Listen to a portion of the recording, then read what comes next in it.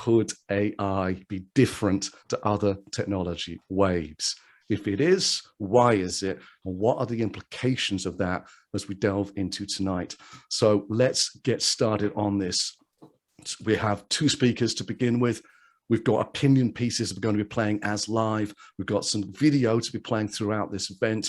And then we've got an amazing panel where Raldo and Kathleen are going to come on board alongside Virginie and Johan, who was speaking earlier on. Jazel's going to be moderating again. I'm going to be as quiet as possible until we get to the panel.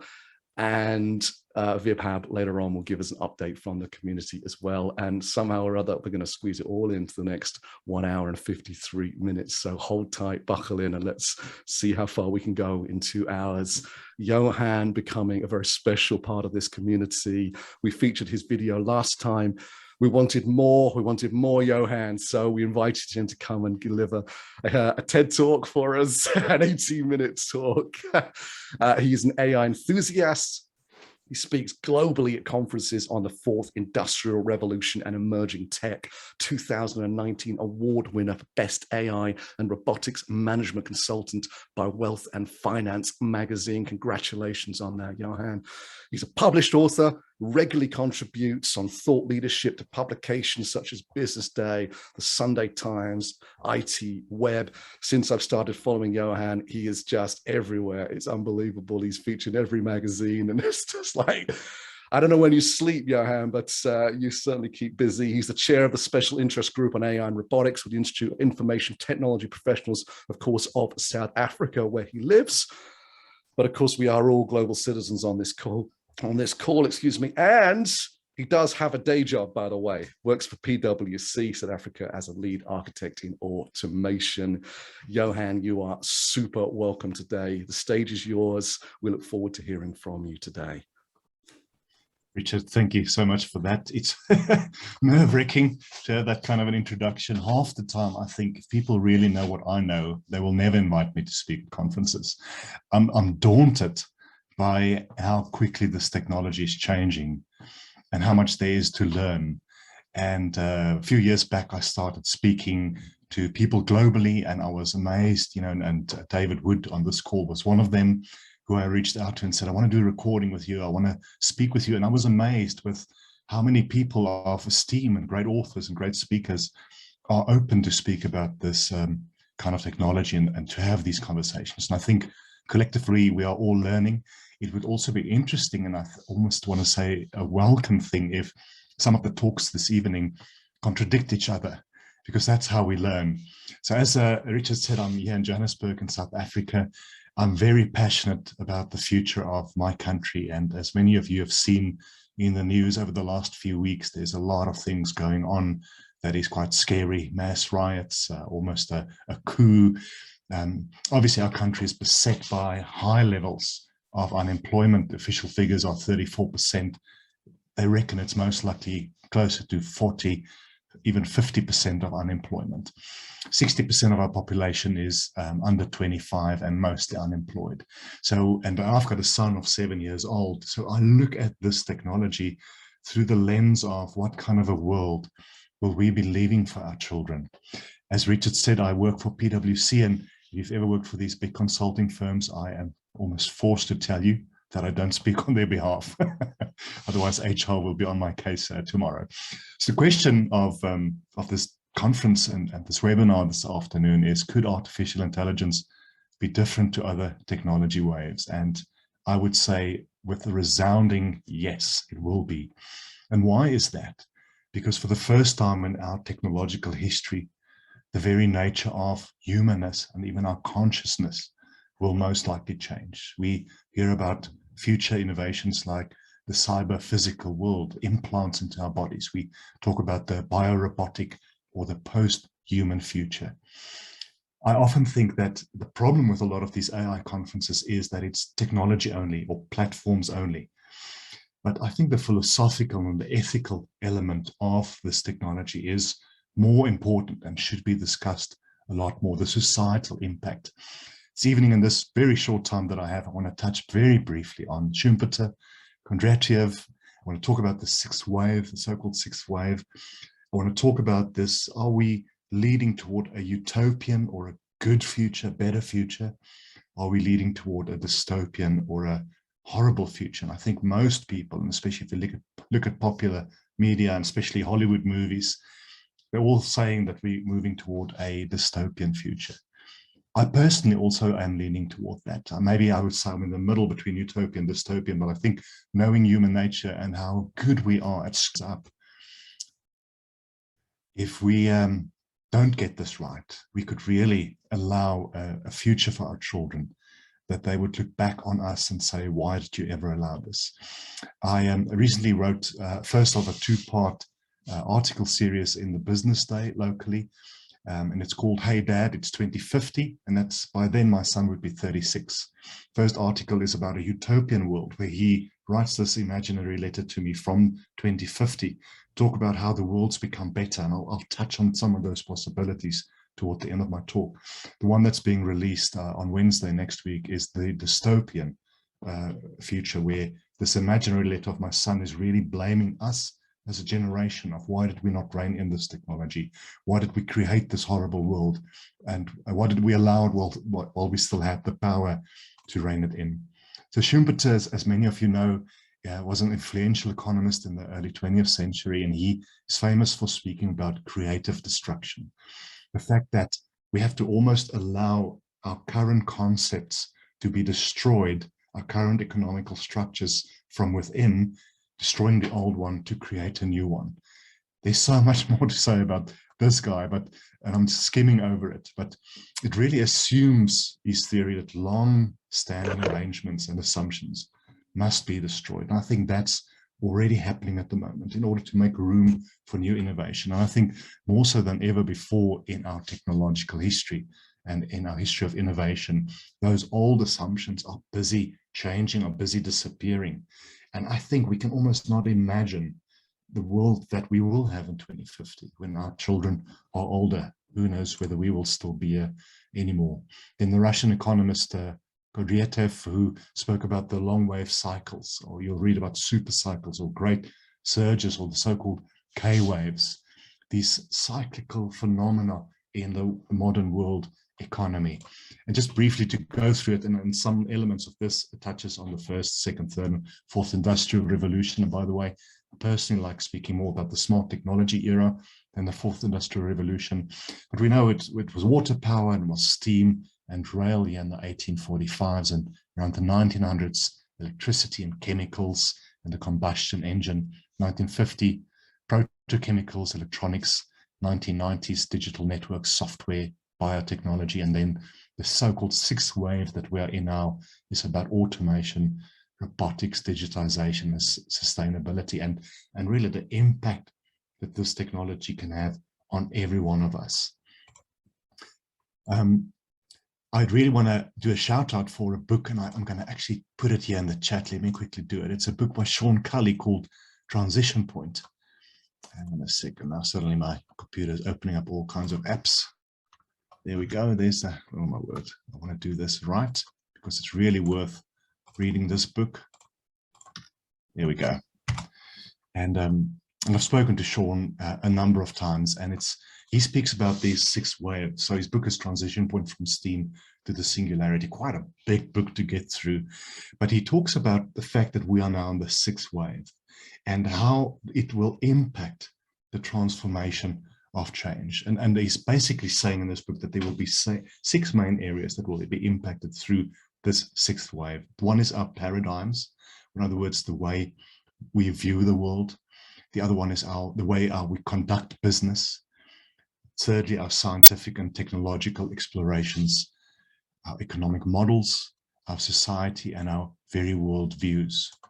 Imagine how worldviews have changed over the centuries, especially from perhaps a religious or a philosophical point of view. I mean, today we look back at certain things in our world that people 100 years ago could never have imagined, or never even have imagined from an ethical point of view. And that's why I say ethics is so important, because we are opening up a can of worms that we've never had to deal with. And an example I often use is, you know, in the 50s and 60s when we had birth control pills, obviously a massively ethical issue is, are we playing God now? Do we control when we can produce children or not? Today, for most of us, we look at birth control and it's not an issue. But when it started, it suddenly we had to think about things, especially from perhaps a religious and definitely from a philosophical and ethical point of view that we've never had to think about before. So we are seeing in the next few years things that we've most likely could never have imagined. We could speak, for instance, about implants. So what if an implant in your body could read your thoughts? Are we going into an Orwellian world where we talk about the thought police? Imagine you live in North Korea and you might pay lip service to the dictator, but in your thoughts you think he's a real monster. But now what if that dictatorship could actually read what you're thinking, read your intentions? Imagine what kind of a world that is, and imagine what kind of ethical issues that will open up for us. I think the three main dangers, and I think this is we'll most likely all agree on, three main dangers we are facing in our world is nuclear war. Even after all the progress we've made over the last 20, 30, 40 years, it seems, and if you read in the news media over the last few weeks, the possibility of nuclear war, especially this technology falling in the hands of rogue states, as it has already happened, or with terrorist groups, it's a real problem. Climate change, I mean, look what's happening in the world, just looking at the news over the last few weeks, what's happening in the US, I mean, Germany and other places. It is, I think we are only seeing the start of what's happening. And then thirdly, obviously, is technological advance, which is the topic of our conversations this evening. I sometimes think that, you know, we are all at a conference where we are speaking about the danger of fire. And a bunch of us are firemen or women. Some of us make the hose pipes that will extinguish the fire and so forth. But while we are philosophizing and doing this kind of armchair conversations about fire, slowly there's smoke seeping in under the door because the building is in fact on fire. And I sometimes think that this is the same when I look at a lot of the conferences that I attend or speak at. Amazing people, amazing thinking. We're talking about a lot of exciting stuff, but the building is on fire. And that's really the message I'm trying to get over whenever I speak to people, is we can't be caught, as it were, to be asleep at the wheel. The world is changing under our feet. Yes, we have to argue and debate, we have to talk, but we have to start having some action. And what that action is, and I think if I just look at the people represented on the call, our various levels and fields of expertise, our various influences, we can make a difference, even if it's a small difference. We can't just rely on government or on business or on academia. It's civil society, it's every one of us. So let's talk about this post-human or biorobotic or cyber-physical world. I want to, before I end, touch briefly on the potential benefits, this utopian world that we could enter, and also this potential dystopian world. So technological utopianism talks about us creating an ideal society and essentially lifting the living standards of pretty much everyone on earth. We talk about laws and governments and social conditions that are solely operating to benefit and to add to the well-being of all its citizens. Some people will talk about a post-scarcity world. So imagine what we can do through technology when it comes to crop yields, for instance, having a lot more food available for most people on earth. We talk about the avoidance of suffering, potentially even the avoidance of death. Technology in this utopian world will reflect the best aspects of humans and of human nature. It will improve our interpersonal communications, our relationships, and our communities. And even the unforeseen impacts of technology would be positive. So just think, even today, what we see is happening in healthcare. I know people who do cancer research using artificial intelligence. They go into rural areas here in South Africa, poor rural areas, with handheld devices to do breast scans, for instance, and through cloud technology and machine learning models can almost give a 100% accurate diagnosis in the field. There are so many examples of what healthcare can do. Think of education, which is a topic close to my heart, the future of how we're going to educate our children. There's a lot to be excited about. But let me touch very briefly on the potential dystopian world that we are creating. And we're talking often about this digital divide. And you know, the country I live in, most people don't have electricity or regular, constant electricity. A lot of people don't have good internet connectivity or any connectivity at all. So this massive digital divide is growing even more and more. People with limited access. In a talk a few weeks back, I spoke about technological apartheid.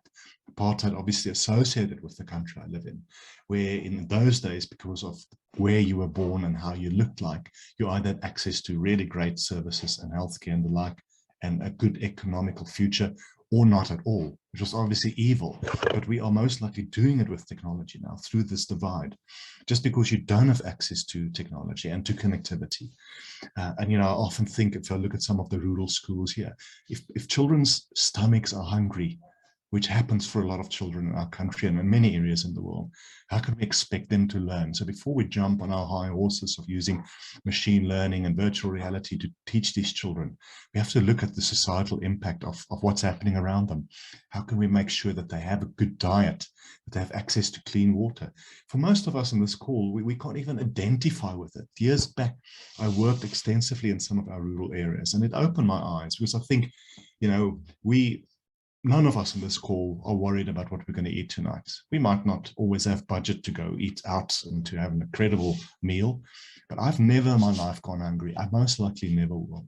So it's difficult to identify with where most people on earth are. So before, again, back to this building on fire, before we jump on our high horses and get all philosophical, the world that should be impacted by the work we are doing is a world we can most likely not even understand and identify with. So get into those communities, get your hands dirty, get to see how people are living, and then think about not only, as most of us are paid as consultants to make our customers more profitable and to automate processes and so forth, but how can we also use our expertise to actually change the lives of people, even if it's just a few, because we can't change the world. That we can also, in this dystopian world, see something like the removal of undesirable people. Imagine the Nazis had access to this kind of technology. Just because you're a gypsy or maimed or Jewish or a Freemason back in those days, they killed you. Now imagine what we can do with people who we deem undesirable because they don't have a high enough IQ, or because they're not born in the right kind of family, because we've determined through machine learning that their genetics are not good enough for reproduction. So what do we do then? So imagine again this technology landing in the hands of people like the Nazis who might exist today. Imagine totalitarian governments and nation states using this technology for ill, and something that's already a reality is the weaponization of artificial intelligence. And that's essentially the end of my talk. And I know I'm not leaving you on a high, but on a low. But I think just to summarize, everyone, we have to debate, we have to talk, but we have to start impacting our world somewhere or another. What letter will your children write to you in 2050? And what will they blame us for or thank us for? And on that note, 𝗙𝗲𝗄, I'm going to hand it back over to you, and let's see if there's a question or two. Absolutely, and spot on. Thanks so much, Johan, and the talk was so insightful.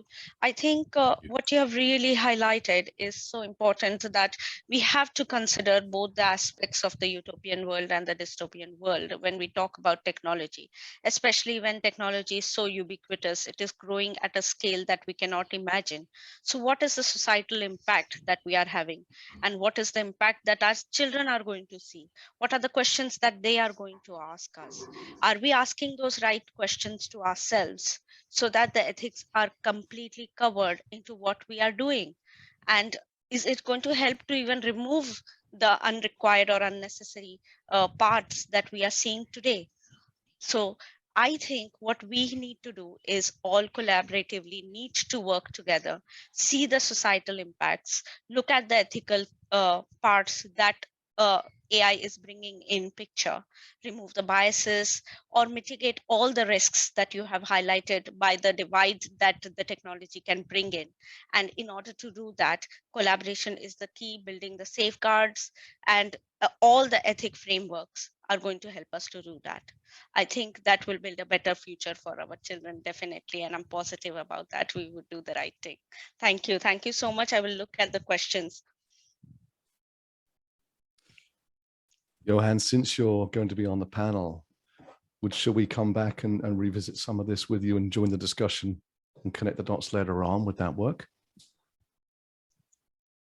Yep, I think so. So oh, there is one now, question. If you want to just squeeze Yes. one in, Yeah. So there's one question. What do we need to do right now?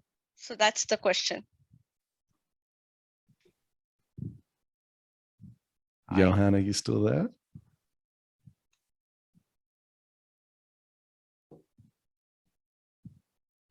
Okay. Then yeah, I think we should come back. Yeah. Is that Johan's answer? Get the hell out of here. That's what we need to do right now. That's what the billionaires think, isn't it? So over to you, Richard, to move on to the next speaker. We are spot on time. Wonderful. Some questions coming through there. Giselle, if you can note those down for later on. Yeah, I will. And we'll do that. So I'll take the spotlight off here. And before we move into our next speaker, we try and bring as many voices as we can into this platform. So what I'm going to do now, and hopefully I'm going to work, it's going to be pretty slick, we hope, as we play this, is I'm going to share a few highlights that have come out of the build up to this conversation. So 𝗙صηχ, who's on this call, asked this question to some extended members of the community, which was, of course, the question that we've been asking here is, fundamentally, is this different to other technology waves? So I'm going to play the answers to that now. Johan, welcome back. And we'll roll this clip now for about 4 minutes. Here we go. Let's hope this works.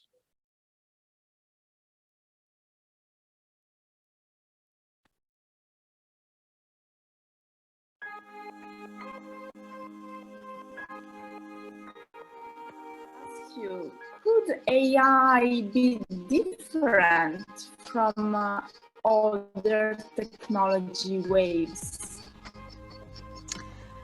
The aspect of difference that I wanted to highlight is one of openness in research outputs and how quickly these can be disseminated using modern communications.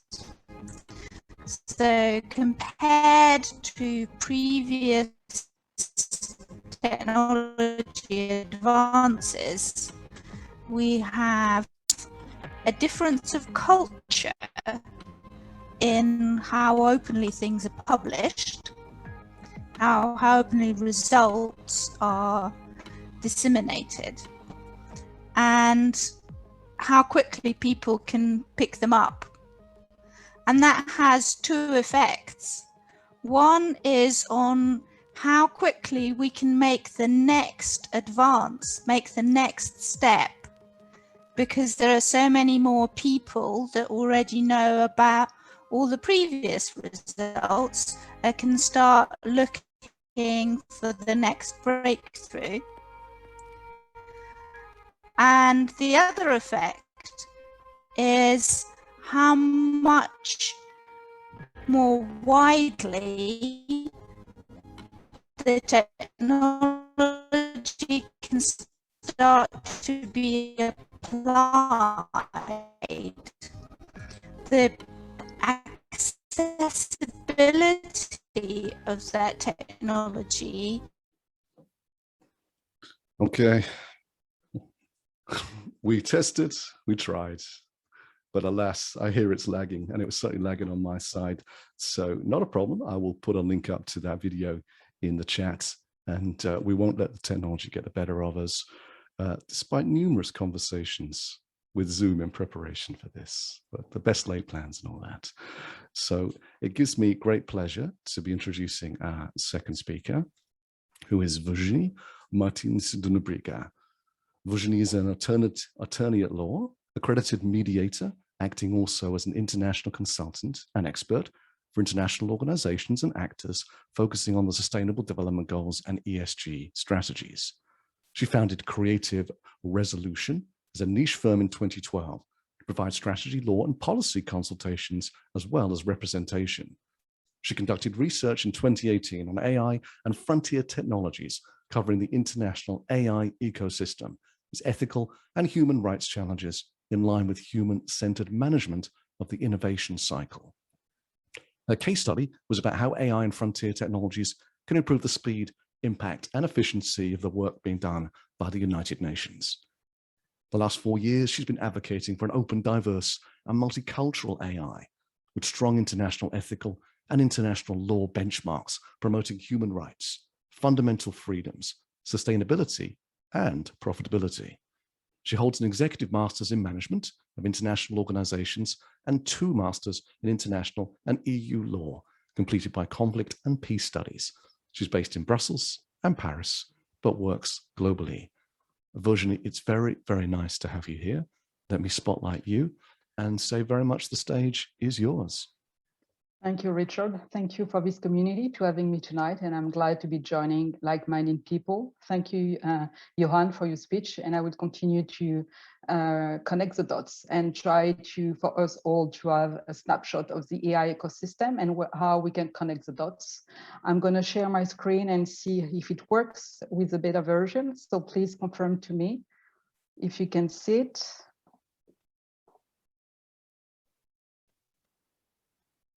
No, it's not working, so I'm going to use it. I believe it's in progress, yeah. If not, I'm using the old version, and then you can't see my face, but you will see me. No, I don't see okay. Oh, I don't, but somebody's saying it is coming through. So here, can you see my presentation now? Yeah, I got it now. Thank you so much. Okay, thank you.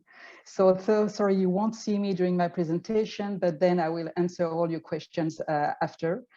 So thank you for having me again. I'm not the typical AI expert. I'm not a data engineer. I'm not a coder. I'm not a tech giant, and I'm coming from a very different background from you. But I think it's where AI have great potentiality and great challenges for us is that we have the opportunity now with a concrete example to break silos and to break the silo mindset to work together. And especially tonight, I would like us not only to look at it from a multidisciplinary approach, interdisciplinary approach, but a transcend approach and really have a transdisciplinary approach. I'm sorry, can you still see my screen? No. No, yeah, I think that's okay. Let's try it again. Okay, now can you see it? Mm-hmm. Yes. Okay.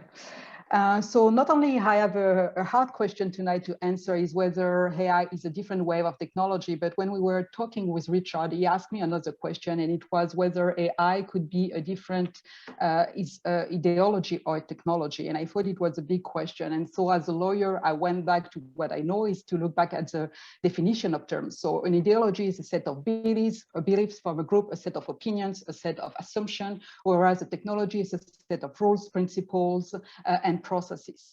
So I started to ask myself, and that's what I'm going to do tonight, basically during our call, is to ask you open question for us all, depending on where you're coming from when you deal with AI and whatever you do, whatever company, whether you work for consultancy, international organization, or if you are a data engineer, ask yourself this question and really try to understand that human rights can be very operationalized, and that it's not because you talk ethics and you talk human rights that you are not trying to make profits for your company, because you should if you work for a company. So if we consider that AI is an ideology and a set of beliefs from a group, then for me, my question is, what kind of group are we talking about? Who is setting this kind of beliefs, this kind of assumption? Is it the tech coders? Is it the tech nerds that are so brilliant in statistics and mathematics that they can create algorithms to solve global challenges? Is it their superior, the boss, the CEOs, who by their vision, their leadership, their governance, do impulse and do shape the narrative around AI? Is it the governments? Because we know now they're really stepping into the AI discussion, and in comparison to 2018, now I think there is 40% of the governments and the states who do have a strategic paper with very different guidelines depending on the region. For example, India wants to be a bit of the back office of the AI applications. The MENA region wants to be a hub excellence and really steer brains towards this region. Africa wants to put it for the infrastructure and try also to promote their developments. So Europe is having a very much compliance and legal vision of AI. So what vision do we want, and who is impulsing this vision?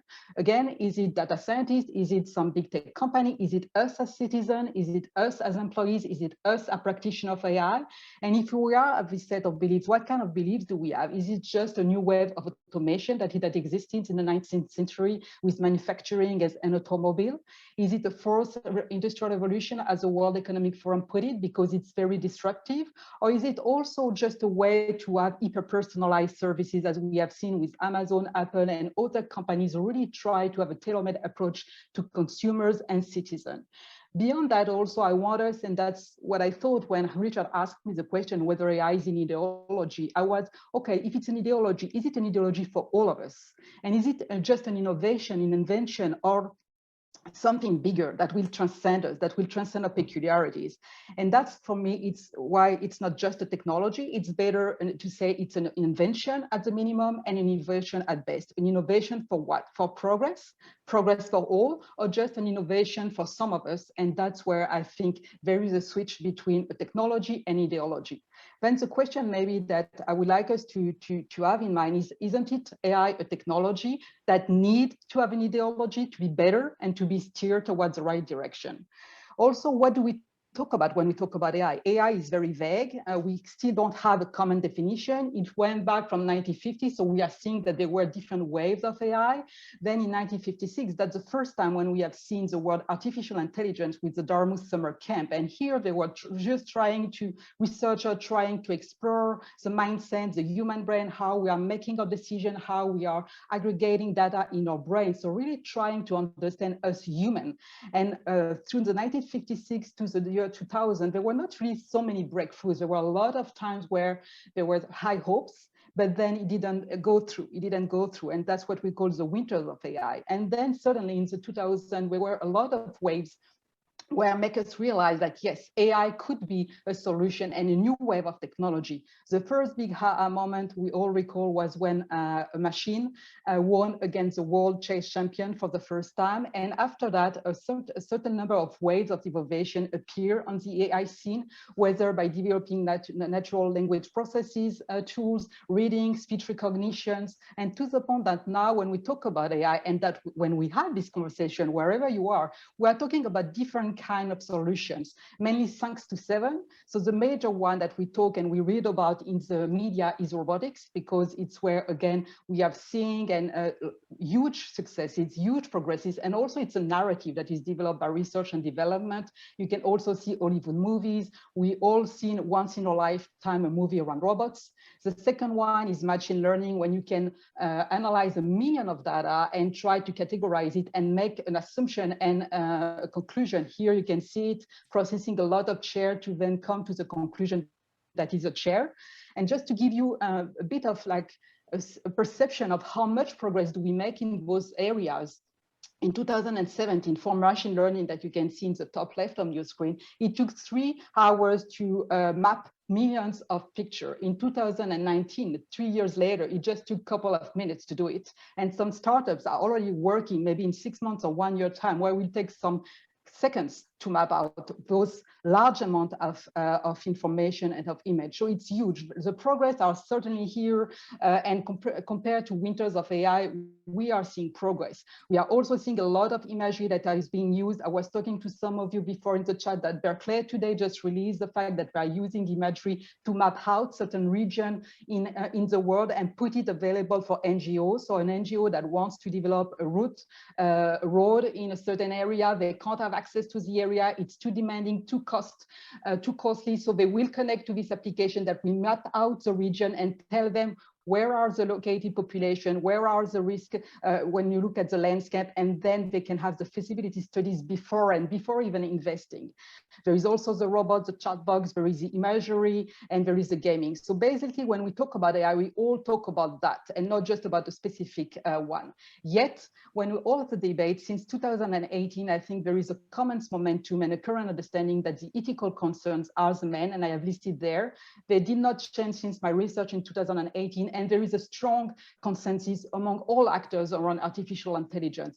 Big companies like Microsoft and Apple, you can already see that there is a shift in the corporate image that both companies try to put on the market. Apple wants to be the champion of privacy, Microsoft also, and they really have developed internal processes to be ethical. So a list that is used among both, there is a bias and inequality that we can see in algorithms that are trying to do facial recognition for different purposes, whether in justice, but also in schools. And they have seen and demonstrated, and we all heard about it, that depending on your ethnicity, your gender, sometimes you are not recognized as much within the algorithm, and therefore the conclusion of the algorithm are biased and unfair. You also have the problem of something that Johan tapped a bit upon before my talk. It was about the digital divide between the North and the South, but also within the Northern community with some people who are underrepresented, like the indigenous people, the disabled people, women who are not represented, children who do not have access or at least a say. And this is a new ethical dilemma that we are not seeing that much outside the international development world, the question of the digital dilemma. What about the population, like children, early age, but also elders people sometimes who are not aware of the consequences of the use of AI? What about their rights? What about their consent? They don't even know why they are, what they are touching upon. They don't even know what are the consequences for them, and they are not aware of it. Think of it maybe when you were a child and you started to discover a subject that you like, whether because you watched television, you read a book, you went on the internet, though at my time when I was younger, the internet did not exist when I was at school. But you always had the possibility to randomly find something, a piece of information that opened your mind, and you say, oh, I like that, I would like to study that. Oh, I thought about that, but now that I have this information, my mind, my opinion is changing. So you really develop, nurture your opinions, your beliefs in life, and who you are as a person by integrating a lot of information with an integrated process. Today, we don't even use that anymore, and we don't offer that to children anymore, because early on when they interact at 5 or 6, even with e-learning started at 7 in some remote region of Africa, they already are, I would say, assessed by algorithm, and so they are in echo chambers that reinforce their perception, reinforce their opinion, and they don't have this, I would say, luxury to make the critical thinking. So that's what we call the digital divide and the digital dilemma. There is also the problem, as you can see here, that's something that I wanted to highlight, the problem of how do you use some technical application of AI, and that's where I think there is a clear shift between the technology and ideology. If you look at the use of facial recognition here for children, so that's what you see in the first image here, because that's an application that has been developed in Asia. So during the e-learning, they screen your face and they can see if the child is angry, enthusiastic, is sleeping, based on 8 emotions that have been summarized by the Ekman research in 1960s, for which, and according to which all of us, depend, whatever your region, whatever your gender, whatever your ethnicities, whatever your mother language, we all have 8 basic universal emotions, which are here in the first circle of the wheel, for example, anger, fear, happiness. And so they scan the image of the child and they can say whether he's a good learner, whether the interaction is good, whether he's integrating something, and sometimes also it can rate your discipline. So again, some question here. Isn't it an ideology when you think that you are scanning some emotion of a child, and depending on that, you are rating him, or you are assessing whether he's a good learner or bad learner, and then maybe here him, depending on his studies? My second question is, okay, there is maybe 8 universal emotions in the world, but if you look at the second part here of my wheel, we have much more emotion as human. I can be angry, I can be passive aggressive and yet very angry. I can pretend to be angry. I don't know, there is so many emotions, and yet those children who don't even know what they are doing and that we are assessing them and that we are profiling them are just judged by 8 current emotions. Again, it can be right, it can be wrong, I don't know, but it's a question to ask ourselves, because when you use that technology that has not been testing in a certain environment, how can't you say that it's an ideology that is developed by a regime or by some data engineers, whoever makes the decision? Also something, if I go back to the list here I've made, as you can see, there are some who are in purples, and the one in purple is the one identified where you cross the line between a pure technology and something that becoming an ideology, whether by purpose, by intention, or just because we are not aware that it's applied. Again, facial recognition, it's a good thing if you are tracking terrorists possibly or in military use. Is it the same necessity? Is it the same proportionality, justification if you use facial recognition when people are making riots or strikes? I'm not sure. Again, it's a question to ask. There is no bad or good answer here. It's just for us to be aware that a code and algorithm is not a code and algorithm when it's applied in certain situations that it is not justified.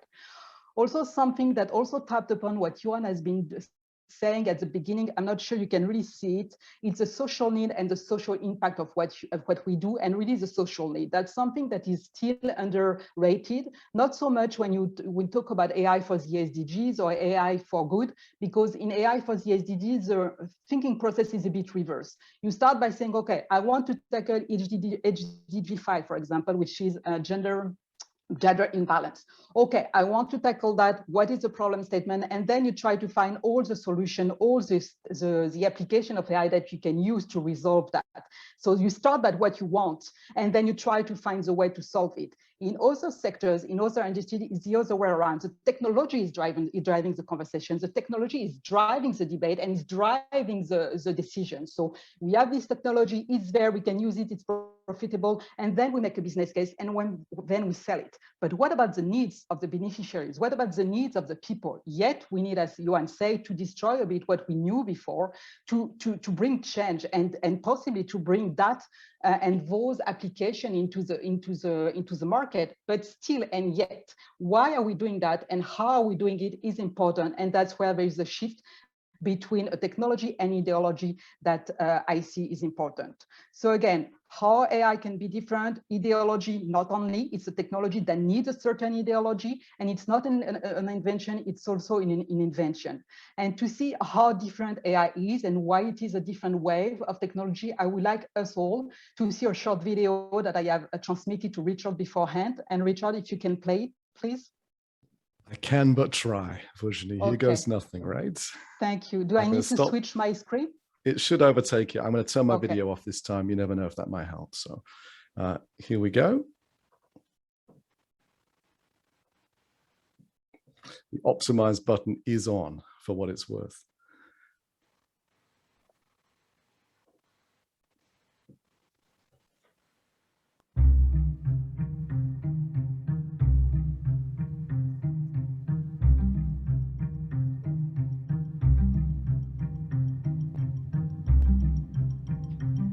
That looks like it's playing okay, is that right?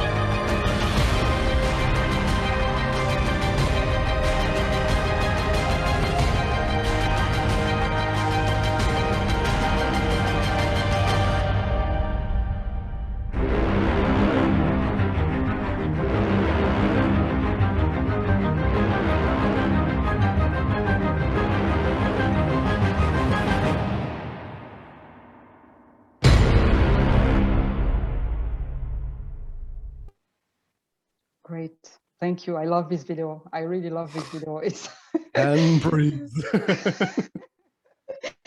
So yes, I wanted, so it's 2 minutes, and in 2 minutes, so it's not mine, as you have seen, it's a student project, and you can find all the credits on the video because again, it's not my work, but I love this video because if we want to know whether AI is a different wave of technology, what is striking with this video is that not everyone is having the same history because we are all based in different continents, in different countries, and yet to a certain high extent, we can all relate to that collective history. We all relate to what we have seen in 2 minutes as being very disruptive, important global phenomenon.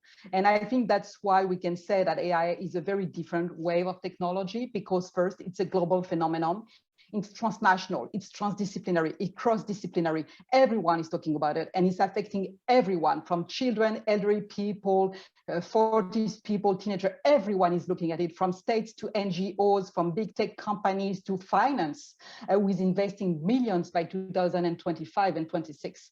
It's also disruptive of behaviors. We are all changing mode of production with a massive automation and a loss of jobs, decision-making process. We are already with predictive analytics trying to map out different scenery to give to policymakers so they can make their assumption, they can make the decision. We also worked, which I did during the COVID, in real time mapping of impact of different policies to see if the most, I would say, poor population were really benefited or not from the COVID-19 policies. And also it has a big societal impact. And that's where I think I wanted to connect the dots between why AI and why human rights and why it is more than a technology. It's an ideology, whether we would like it or not.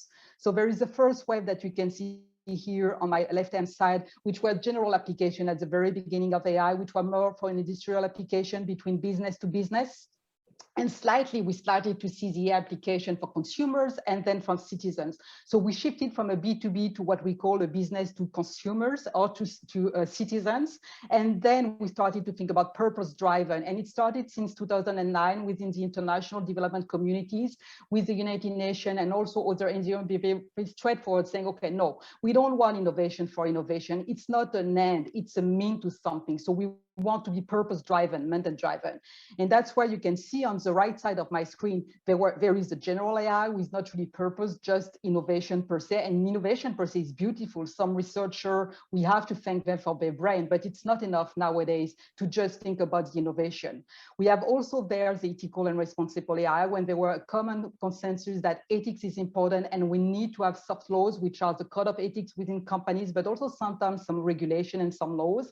And we have AI for good. So AI for good is also a niche because not only do we have an ethical and responsible AI processes, but we also are purpose-driven. Again, here we have a problem statement and we are trying to summarize and see which tools we can use to solve this.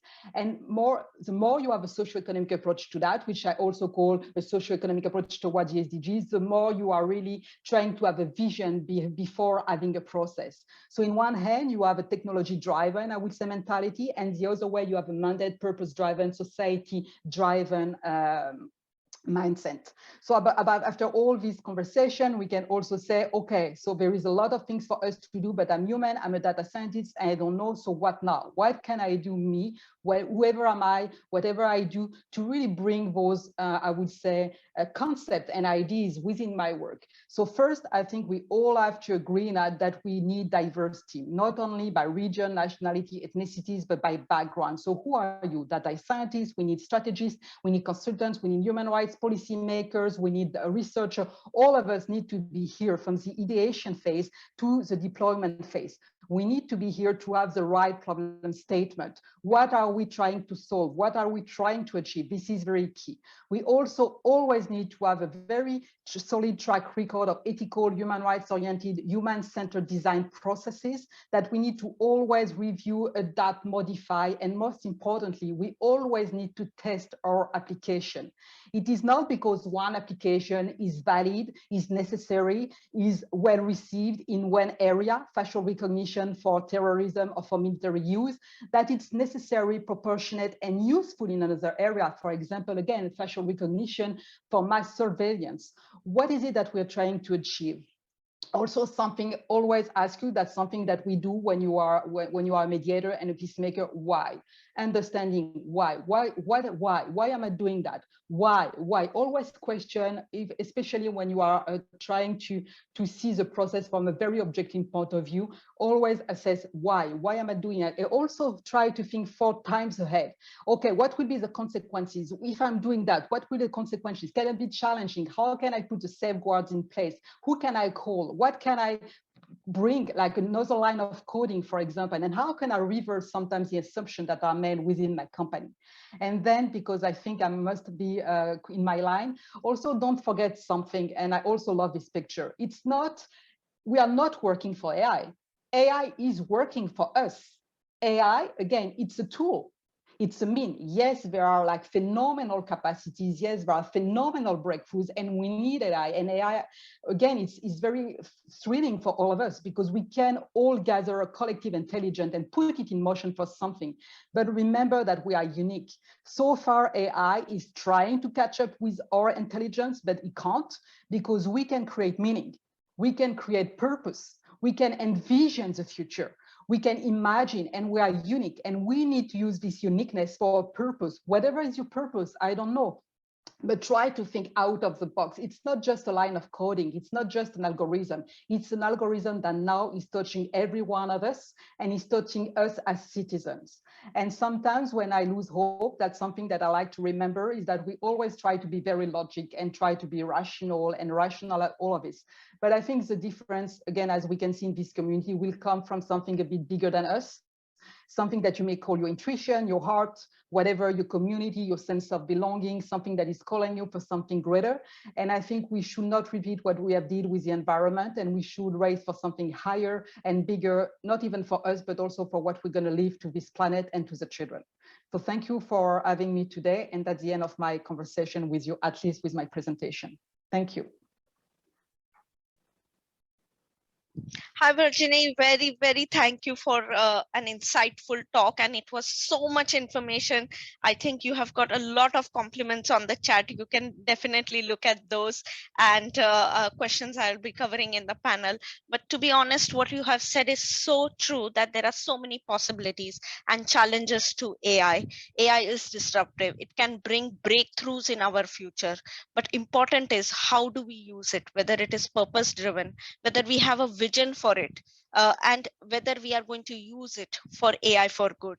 And it was so good to know the differences between ideology and technology, innovation versus invention. I think this is all thought-provoking for the people, basically. And we have to see what is the uniqueness of us humans, how we can work collectively in order to bring the purpose that AI can do for the society, so that we have the utopian effect, not the dystopian one.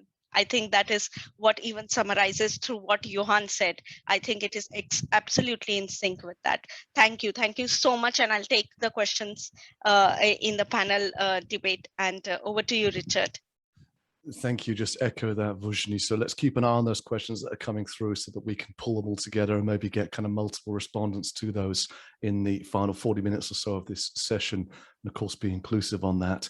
Virginie, thank you. That was wonderful. Just spellbound to hear you speak about these complex topics.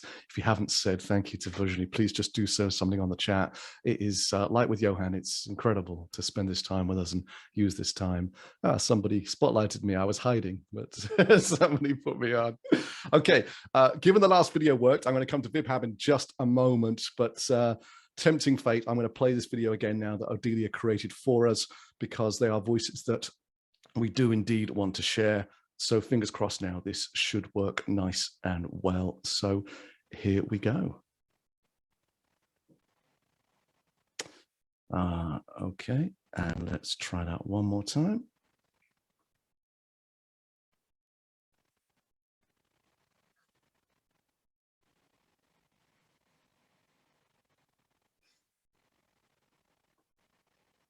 There we go.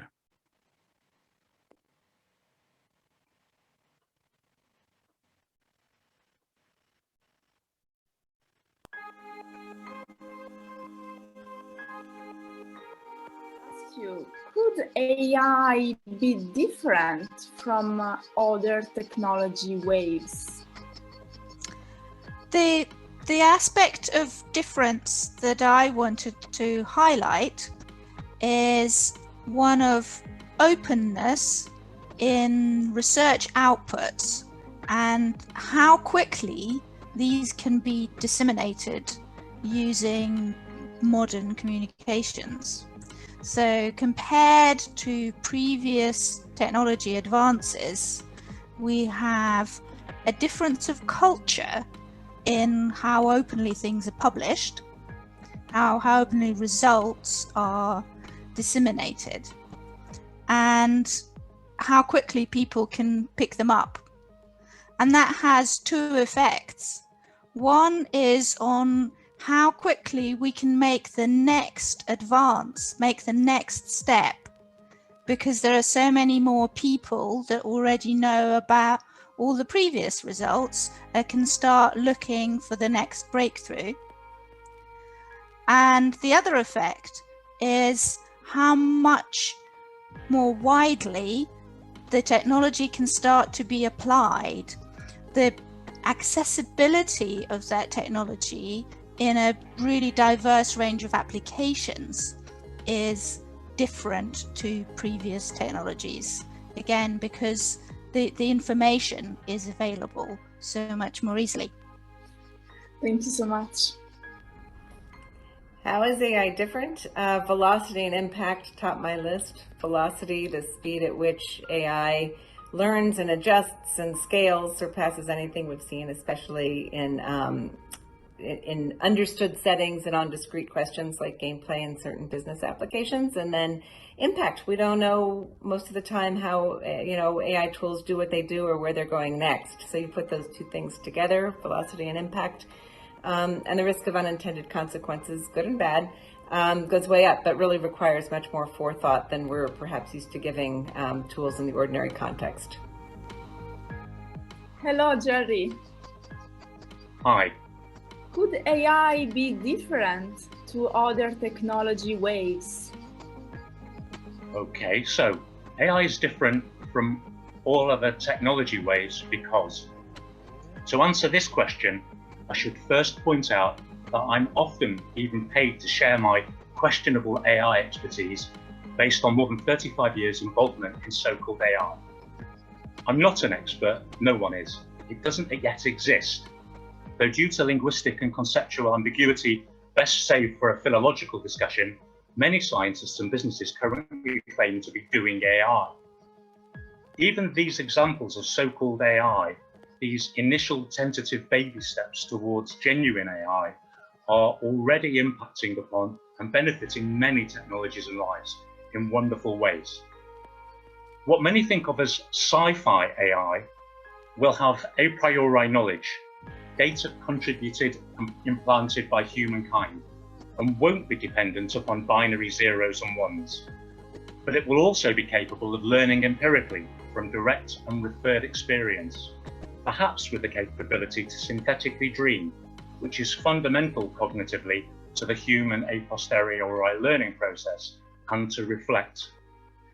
Defragmentation on steroids, if you like.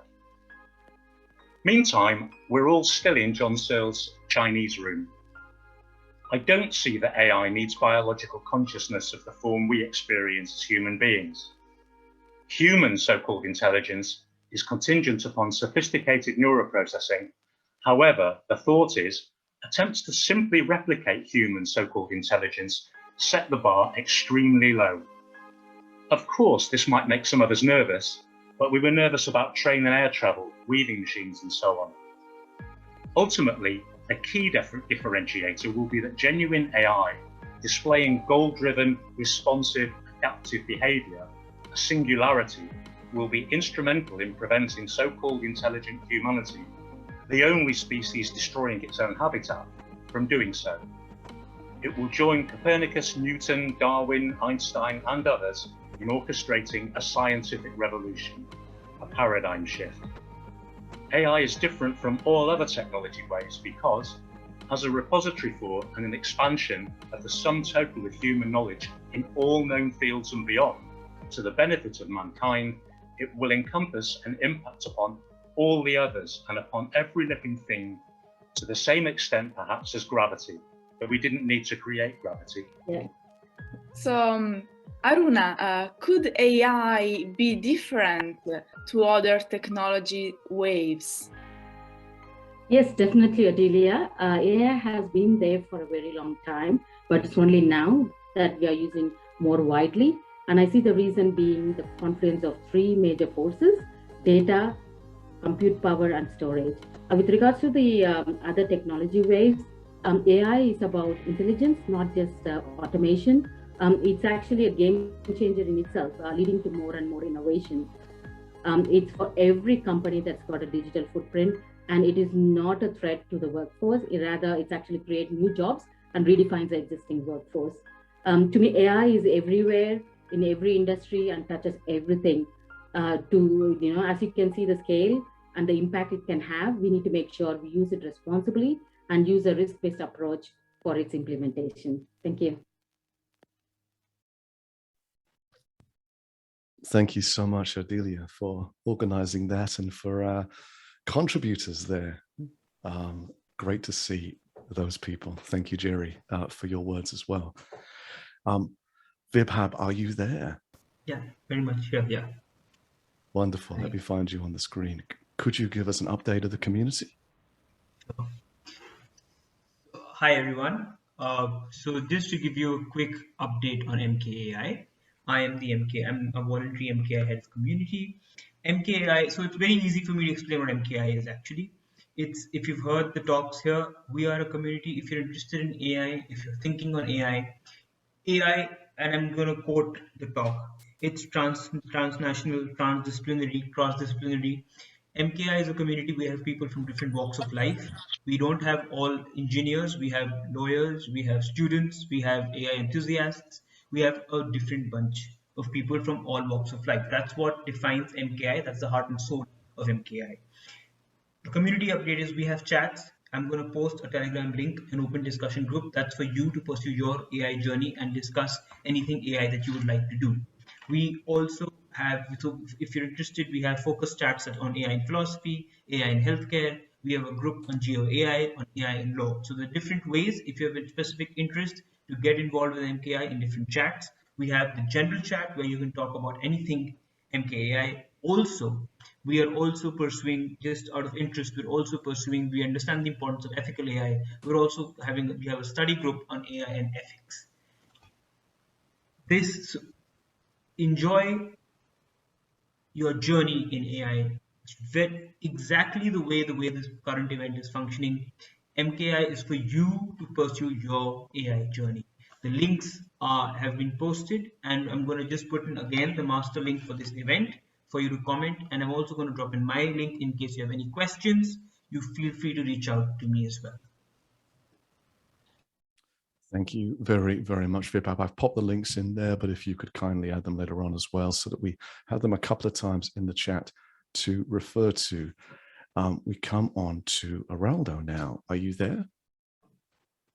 Yep. Yeah. How are you? Good. Great. Good. So we seem to have got the hang of video. You'll be very pleased to hear. We've got the kinks out of the armor before getting to you, so that's worked out well. Do you want me to roll this now, or do you want to introduce it first?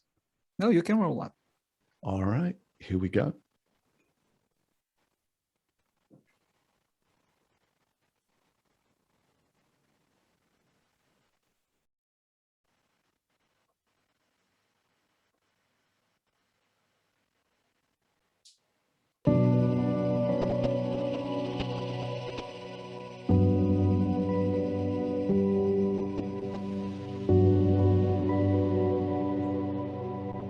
If you had to live only in the digital world or the physical world, which would you choose?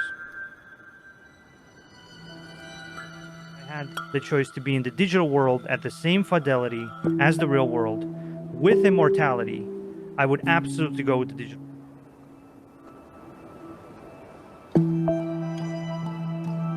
Adaptation. The ability to learn from past experience. The use of knowledge to alter their environment. These virtues defined our creators and drove them to the brink of destruction.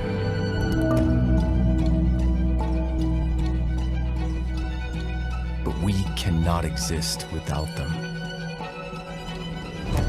We must save her.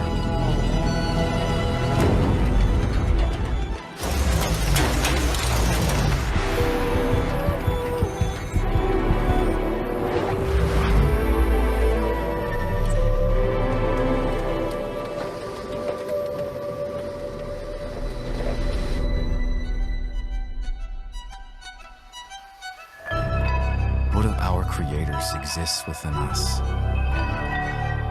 Humanity has always had the potential to recognize its flaws and choose a better way. Can we save humanity?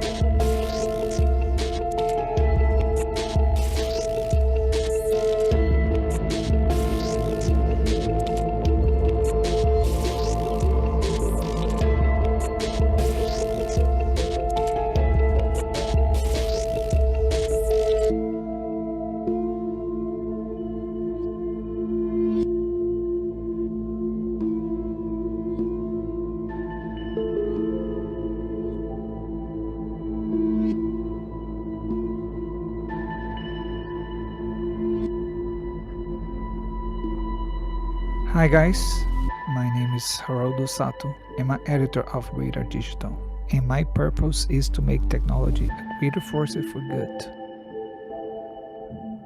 We can't be paralyzed by fear. We can't stop human, technological, and business evolution. But we can slightly shift the direction of that evolution with the clear intentions and active choices. That's why the corporate executives and organizations investing in AI have the responsibility to know what they're developing and make sure they don't fund anything that puts humanity at risk.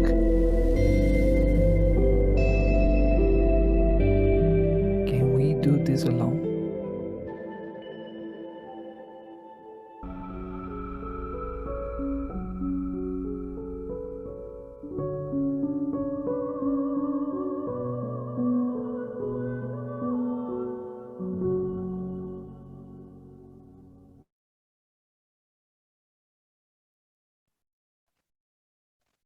Thank you so much for preparing that, 𝗀𝗲𝗄𝗧. Let me spotlight you here again. Can you say a few words about who you are and give us a bit more context on why you want to share that today with us? My name is 𝗀𝗲𝗄𝗧. I'm editor of a digital transformation hub here in Madrid and responsible for operation in Iberia and also Latin America.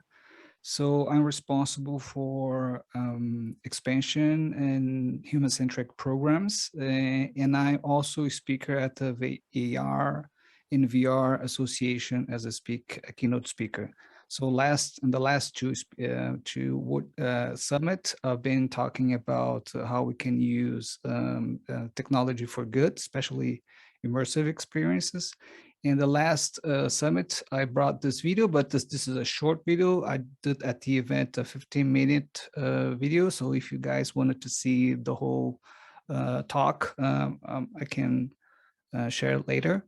So the thing here, so in the beginning of this video, so you guys can see a short video that the guys then we can do as a new technology from VR and AR experiences. It's so how fidelity and realistic we can use the technology for VR. So and then nowadays, especially this software, It's called, I don't know if you guys know, it's an Unreal Engine by Epic Games. So Epic Games is also developing a lot of powerful tool and to develop more immersive experiences. So I don't know, Richard, if I can share the MetaHuman video, can I share?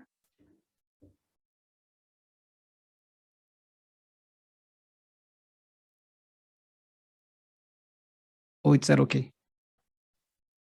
Richard, I think you're on mute. Yeah, but I was just saying, that you're a co-host, Geraldo, so you've got access. I recommend using that advanced setting, share video. Yeah, I can do that. And then if you turn your camera off, that's what I did to make sure the lag reduces. Yeah, okay. So we'll just share a part of you guys can see how the technology is evolving right now. Okay, hold on a second.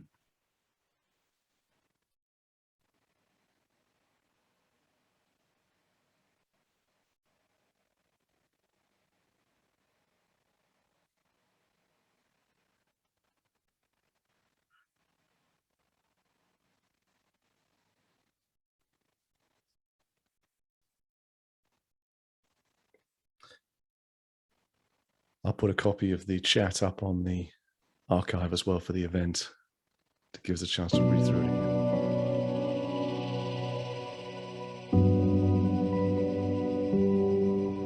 Find our creator.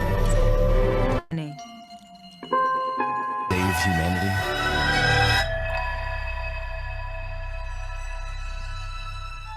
Was bringing her here the right choice? I could be one of many. 주인공이 datté. 나를. Je pourrais être architecte. Ou guide. Quizá un artista. What does fidelity mean exactly to you? Is it like strictly, so the fidelity of the physics world, the physical world is maybe now questions of physics, quantum mechanics. What is at the bottom of it all? Or do you mean the fidelity of the actual experience? Like it's just perception. It's just perception. The human, but that's limited by human cognitive capabilities. I think from a perceptual point of view, if my perceptions aren't in any way different, so if fidelity is very good, it doesn't matter. I don't know, right? So if I don't know something, it doesn't really exist, and if it doesn't exist in my perception or my consciousness, then it doesn't exist. Period, for me, at least. If there was something about the world, but you didn't have a capacity to perceive it, would it matter to you? To me, it wouldn't matter. How difficult is it to engineer a virtual reality, a digital world that is sufficiently of high fidelity where you would want to live in it? I think that's a really testable and a fascinating engineering question. So my intuition says like it's not as difficult as we think. It's not nearly as difficult as having to create a quantum mechanical simulation that's large enough to capture the full human experience.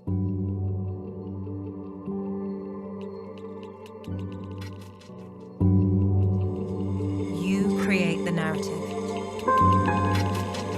I am MetaHuman.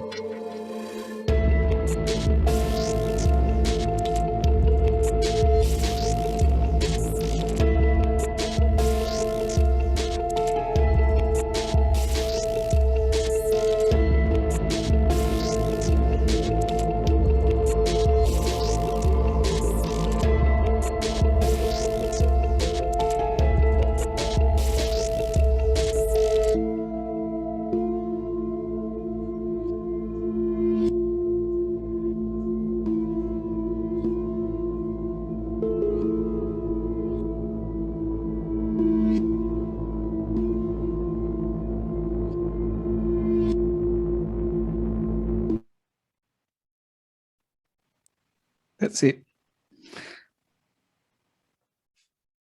Thank you so much. Yeah. Okay. So Yeah, we're going so- to go on, please.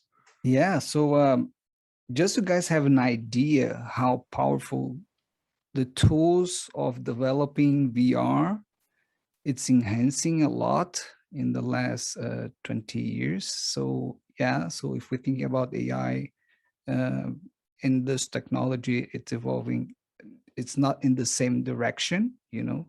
So if we're thinking that we are collecting a lot of information from those experiences, especially young generation and gaming industry. So as just having an example, so Epic Games raised $1 billion fund last April just to improve metaverse. So metaverse is kind of those environments that we can become more powerful, immersive experience from the gamers and etc. So, and also in Unreal Engine, it's also a platform when you can use those 3D assets wide to become more immersive those experiences. So as we saw the conversation with Lex Fridman, that he's a AI specialist from Stanford. He has a very interesting podcast. If you guys don't know, so definitely recommend to follow. And the conversation that he had with the surgeon is they're talking about, okay, so if the virtual reality, it's becoming more powerful, probably in the next few years, we can totally live in the digital world. And there's no different because our perception is going to be, you know, totally digital. So the concern is how we can use those information. If we are already connected, addicted to a simple, you know, smartphone with no immersive experience, with a lot of a poor experience, you could imagine with using VR, and the technology is evolving every day. So meta-humans, so digital humans, twins, etc. So it's evolving, you know, very fast. So in the industry itself, I'm not speaking on behalf of the association, but as a professional with a lot of concerns of how the companies and the communities using VR in AR, everything now, it's quite scary because most of those companies, they are not educated well. Congratulations, Regine and Johan, about the speakers, about the speak. But that, yeah, they don't have a clue, but they're using this information for different purposes instead of education, improve our humanity, you know. So just to have an idea, Epic Games now, it's the valuation is almost $30 billion. And then most of the application is using for shooting, for pornography, sex, and etc. So not for good purpose. So we need to be very aware of how we can use that for good purpose. And that's it. So I'll share my link here, my LinkedIn contact. I'm on the community. I would like to thank you, Richard and Viva and everybody. And yeah, that's it. Oh, you're very welcome, Roberto. Thank you very much. Let's keep pushing on for time because I know you're going to join us in a moment as well. We have some time for discussion, but I want to add this wonderful person here to our screens. Kathleen, how are you? I'm good. I'm very excited to be here. So thank you for inviting me. And I am going to quickly share my screen. My pleasure. So we'll hear a little bit from you, and then that'll lead us into a panel conversation. We'll pick up some of those questions. Perfect. Stage yeah. is yours.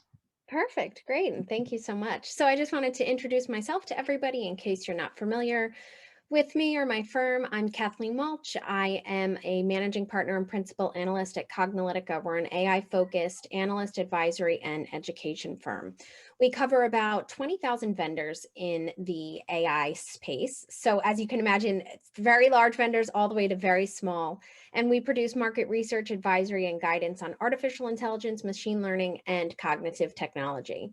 We also have role-specific education as well, including the best practices CPMAI methodology.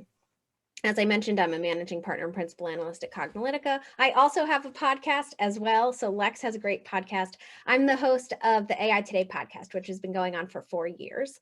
So I encourage you, if you're not listening to that already, to check it out. And also manage a bunch of AI communities, including AI in government, the Data for AI community, machine learning lifecycle community, and we are launching a few others. So stay tuned for that. And then I write for Forbes and Tech Target as well. So I cover, the AI market as a whole, various use cases, how things are being adopted, and market coverage areas as well. So when we talk to different companies, different vendors, different end users on AI, and if you've done this yourself, you may find that when, AI is a umbrella term and it encompasses a lot of different things. So if I'm talking about AI, I may be talking about a facial recognition system. Somebody else may be talking about an autonomous vehicle. Somebody else may be talking about an AI-enabled chatbot. All of those fall under, that very large umbrella of AI, but they are not the same. So at Cognilytica, we looked at hundreds, if not thousands, of different use cases and found that all of these applications and use cases fall into one or more of the 7 patterns of AI. So as you can see, it's a wheel because not one is more important than the other. And just at a very high level, I will go over what the 7 patterns are and why it's important to break it down and talk a little bit further, not just say you're doing AI, but say you're doing a hyper-personalization use case or a recognition use case. So the first one is hyper-personalization. And this is where we are treating each individual as an individual. No longer do we need to bucket you into groups and categories and generalize. We can really treat you as an individual. Obviously, with advertising, this is incredible, but you can go one step farther and say, how can we have personalized medicine and healthcare? How can we have personalized finance? Not everybody who has, the same credit score or shopping patterns, buying patterns are the same with their savings, for example. We also have the recognition pattern. This is where we're making sense of unstructured data. The large majority of the data that we have is unstructured. Images, for example, emails, how do we get that information? So recognition is really making sense of unstructured data. Then we have the conversation and human interaction pattern of AI. And this is really, helping humans communicate better, whether that's between humans or with machines to humans or humans to machines as well. Then we have the predictive analytics and decision patterns. So this is really where we're taking past or current data and using it to help humans make better decisions. We have goal-driven systems pattern. This is really reinforcement learning, where we're trying to find the optimal, path to a solution. We have autonomous systems. This is where we're trying to really remove the human from the loop and do things with little to no human intervention. I always think about autonomous vehicles when I think about this pattern, but you can also have autonomous business processes. It can be either software or hardware in this. I always like to note with autonomous systems that automation is not autonomous. So for example, if we are automating various processes or we are incorporating RPA, robotic process automation, into our workflow, automation is incredibly useful. It's just not intelligent. So don't confuse automation and autonomous systems. And then the last one is patterns and anomalies. If you can spot, machines are really great at spotting the patterns, especially in very large data sets. Humans are not good at that. So if there's a pattern to spot, machines are really good at that. They can also spot outliers and anomalies as well. A really great example in this is fraud detection. So now that we have framed what the 7 patterns of AI is, it's important to, as I mentioned earlier, use this because it can help shortcut your projects so that you can have better chances of success. If you know that you're doing a, chatbot, a conversation pattern, and you're going to use you're going to build an AI-enabled chatbot, the data that you need for that is very different than the data that you need to build a recognition system, for example. So it helps shortcut what data you need. Also, it helps you to identify what algorithm you need to select when you're building your model. So that's why this is so important, to make sure that you're really understanding and kind of breaking it down one level farther when you're doing your AI projects. On top of that, we have seen more companies than we'd like to admit that do not have methodologies, best practices in place on how to actually successfully run that AI project. So we advocate at Cognilytica for the Cognitive Project Management for AI methodology. It's a data-centric methodology built off of CRISP-DM, that's data-centric, but the CPM AI also brings in agile and data science enhancements. And it uses the 7 patterns of AI as well, which is very important to make sure that you're at least understanding that at a very fundamental level when you are looking at your AI projects. And all steps are iterative on one another. So you'll notice that we start with our business understanding. And it's important to start with business understanding because you want to make sure that you're solving an actual business problem. You know, don't do this if you're not solving an actual business problem, or if people who who are supposed to be using this won't actually use it. If you're not getting buy-in from the end users, then don't use it. We then move to data understanding. We want to make sure that we're understanding the data sources, the data environment, the data quality, because not all data is created the same. And unfortunately, not all data is clean, which leads us to our next step, which is the data preparation stage. This is where we really have to spend a lot of time making sure that data is good, because garbage in is garbage out. So in this phase, we have data labeling, data preparation, data wrangling. You're going to want to make sure that you know where your data is coming from. We have seen way too many projects fail because they're not documenting. They don't have a methodology in place, and they're not moving forward in a logical way. Next, after data preparation, we have data modeling. So we're going to be tuning and training our algorithm selection as well, and then we're going to be making sure that things are good to go. We have our model evaluation. So in this stage, we can retrain, we'll do validation and testing. Then we have model operationalization. So where is this model actually going? And as I said, all steps are iterative on each other. So that's very important because you can always go back a step if needed. We have trained many organizations on this, both in the public and private sector. So if you're looking for, the most widely adopted best practices, vendor neutral methodology, I definitely encourage you to check out the CPMAI methodology. Wonderful. Thank you. Thank you for bringing those aspects in as well. Let's do a little bit of housekeeping here. And let's put some screens on as we bring everybody together now for a joined up conversation to take us home in 28 minutes. So I'm very clumsily finding all the cameras here. And so if anybody wants to help me out as I do this, there's Gsel, there's Johan. Thank you. Turning your cameras on definitely helps me as well. Gsel, if you're happy, there's been some questions throughout the evening, so I'd be happy for you to take the lead on this and pick up on some of those to get us started, if that's okay. Yes, definitely. I'll go for it. Wonderful. I think first I'll thank all the speakers for their talks, especially Kathleen for introducing the 7 patterns of AI, I think, and Geraldo for going through the wonderful video, highlighting what we are doing with the XR basically and AR, VR. Moving on to questions quickly, we have to wind up in the time, and I'm also the moderator. So yeah. So one of the questions that has come in, I'm okay if anybody can pick it up. It came in from Alex. Who really holds the power here? That is the question. Who can make the decisions? I think this is what most people want to know as well. So Johan or Kathleen or Geraldo or Virginie, anybody who would want to go ahead? Yeah, we can have multiple speakers also take this question up. Well, let me go. Yeah, sure. I think so. Who holds the power? I assume with this technology. I think for starters, the big technology firms, the trillion-dollar companies, the Googles and Alibabas and Facebooks. I also think some states, big states like the US, for instance. I think China in particular.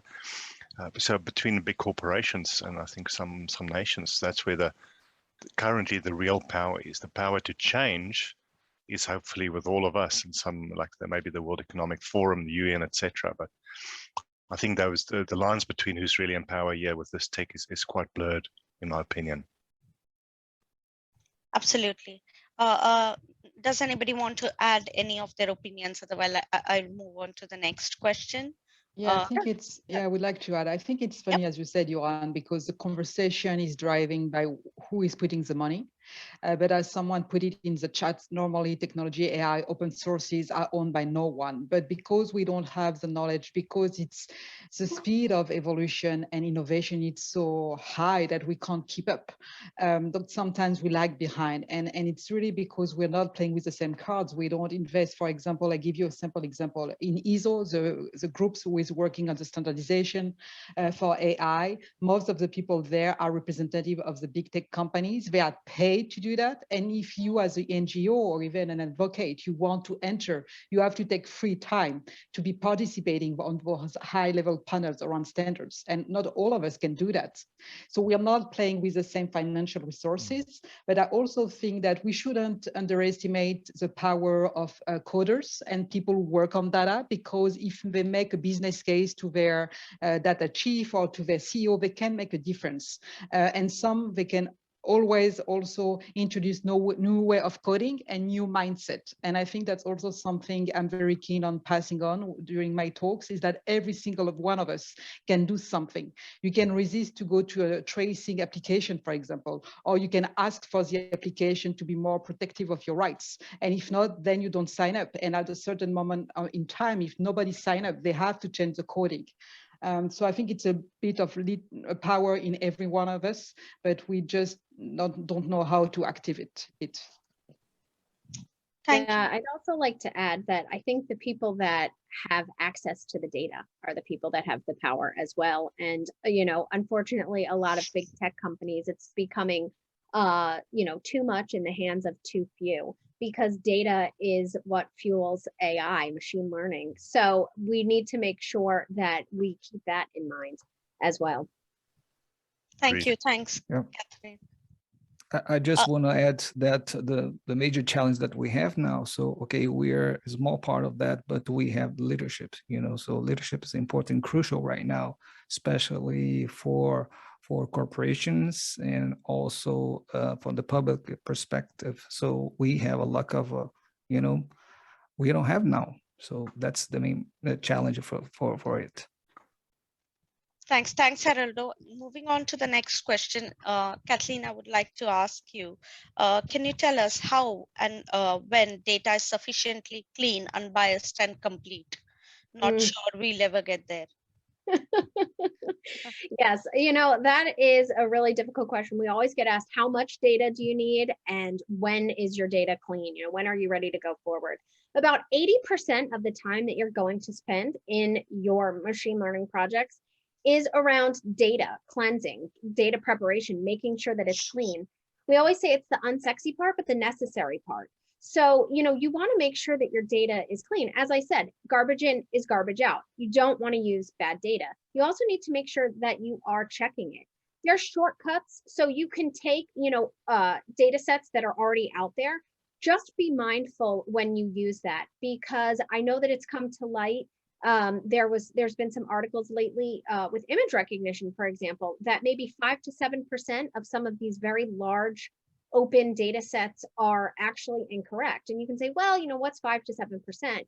But if we're misidentifying deer, the animal deer, as a magpie, which is a small bird, we have major issues that are going on because you're not checking that data, and you actually might not have access to that data because it's it's not your data. So you're just trusting these other people. You really need to make sure that you absolutely do not miss this step. This is why we push methodology so hard, because if you went through methodology, especially if you're adopting best practices, CPMAI methodology, you will not move forward if your data is not ready to go. So, you know, don't underestimate this step. It's super important. A lot of your project time is going to be spent on this. That's okay. Don't get frustrated. Make sure your data is good. Absolutely agree with you on that one. Virginie, would you like to add any few words to what Kathleen has just said? No, I agree. As Kathleen said, good AI is good data. So you need to be very clear in your data set. What data do you need? I don't think it's a question of quantity of data. It's good data. And sometimes we are overwhelmed with data, especially in international development. And you have so many data, you can't even manage it. So try sometimes to be selective. It's an iterative process. So each time you're going to review it, recode the algorithm, and really be vigilant in doing that. But go for your data or really good sources of data if you can't make get your own data set. But I think it's also always goes back to the problem statement. What is your problem? And really, so the problem statement phase should really be thought through, invest time in it, because it does determine a long list of points during the processes of gathering data, aggregating data, bringing people from different backgrounds in analyzing the data. So problem statement is key, then the data set, and then, as Kathleen said, a lot of iterative process and control and going on. Yeah, thank you. I think that really makes sense. And Johan, the next question, moving on to the next question, I would like to ask, how precisely do you think the time scales described by quantitative can be anticipated in advance for new waves of tech disruption? If I could answer that, I would go to the casino right now and win $1 million. I think that one principle is that the pace of change has increased and is going to continue to increase. There's so much that can happen. I mean, just think of the pandemic we're in right now. That's pulled the rug out of our planning and everything. So, I mean, what's next? There's so many things that can go right and go wrong. That's not even in our control. So I wouldn't even try to answer that question. I don't know if any of the other panel members have a crystal ball that I don't have, but I don't know. It's just changing quicker than we are used to, I think. Haroldo, would you like to add anything? And Virginie, after that, probably. Yeah. Haroldo, would you like to add anything to what Johan just said?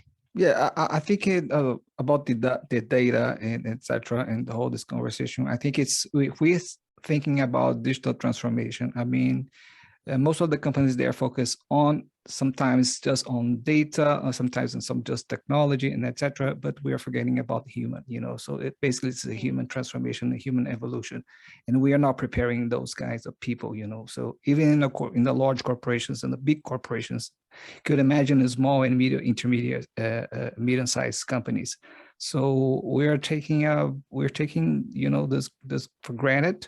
But we're not prepared, you know. So the main point is the education right now. So in the end, and not thinking about okay, the solution is data and technology itself, because it's not going to change, you know. So the reality for the most companies. So we need to see as a digital transformation as a process of cultural process for leadership, people, process, technology, and also data. So it's a combination. Absolutely. Virginie, you were saying something. Can you just add your insights, please? Yeah, I think for me, it's already happening. I think we can't predict a doomed future, but certainly closing our eyes. I mean, the COVID did accelerate the movement because people realized that we can do better and quicker than business as usual, especially in health. So no, it's not a question about can AI do that? AI is doing that, and what about interoperability between countries? So it's about Ministry of Health sharing information. And for me, the threshold was when private companies were starting to deliver public services, and we were not even aware of it. So for example, an example I often give is in my country, France, we have signed an agreement with Microsoft for Microsoft to manage the health data of the population. So basically your health data, was whether with your doctor or with the public administration, was covered by the responsibility of states. Now it's going to be transferred to Microsoft, and there was not even a consultation of the population. So for me, because there were these thresholds, and we have seen that before in the UK, there were many scandals where DeepMind had 4 or 5 different contracts with the NHS, but all those different parts of the NHS didn't know that they signed a contract with this company. And therefore, at the end, DeepMind had a larger vision of the health situation in UK than even the NHS. And for me, this is the threshold that we have overcome. And as Haroldo showed us in his videos, the fact that fake videos and virtual reality is so becoming real that it's scary, because we are already back and running after technology. So for me, the moment is now. It's now. And I have seen a huge shift starting from 2019. Before it was still okay, 2019, but since 2019, the shift was phenomenal. And I think it's now. We need to act now. It's happening now. And so we need to be vigilant now. So this is happening now for me. Yeah, definitely. Absolutely. Kathleen, would you like to add any words to it? And then I can move on to the next question. Sure. Yeah, you know, I mean, agree with everybody that I think we just need to continue to ask questions as well. You know, in your presentation, you talked about ask why. You need to understand what's going on, because I think that when you stop asking questions, you really stop getting that bigger picture, and you don't understand all of the connected parts and really where data is and how data is being shared and accessed, and you know, who has some of your data. At this point, we should assume everybody knows everything about you. Definitely. Moving on to the next question. Charu has the hand up. Charu, would you like to put your video on, or just your audio, and ask your question to the panel? Yes, sure. Thank you so much. That was a wonderful session. Yeah, in this session, I think about 6 months ago, was it October or December, I asked the kind of basic question. I said, why is AI necessary?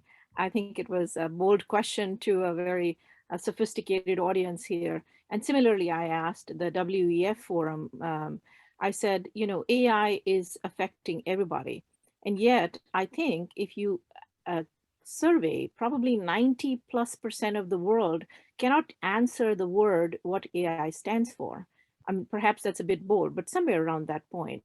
I'm completely on the same page with Virginie's kind of urgency, sense of urgency. And I think my question to this panel is, how can that world that is getting so impacted, for example, in COVID, you know, AI escalated and went forward, they said 10 years, right? But the human did not go forward 10 years, exactly what Johan said here, right? We had the rugs pulled under us. So those that are most marginalized and those that are most effective. I think the question is, to me, it's almost like the human is going under. There is a transformation happening. It's a kind of a platform and a systemic transformation happening. And perhaps the human is losing the agency while they are working with a tool that is way more powerful, that individually we can understand, and very much centered, you know, structured with the interests of big business, corporations, big government. And it's a very formidable task to have the human at the center in true actuality. How can the human truly, with those, the coders and those like, you know, 𝗪𝗏𝗃𝗃 and those that stand their ground, like Virginie is saying, each of us has agency. What are the true urgent questions and tasks that need to occur for those that are sitting at the center, 1%, you know, structuring the AI right now, to share the vision and the education to bring a whole subsection along with each of us, so that we can really amplify the presence of true humanity at the center as we move forward in this very agile technology. I can Great start. reflection, first of all. Yeah. That's the main question. I know that was a lot to digest in that question. Yeah. I think, I mean, I want to start too with, you know, you said about 90% of people that were surveyed can't define artificial intelligence. And I think that this stems from the point, there is no commonly accepted definition of artificial intelligence. And you can debate and kind of, you know, go down these rabbit holes about what is and what isn't AI.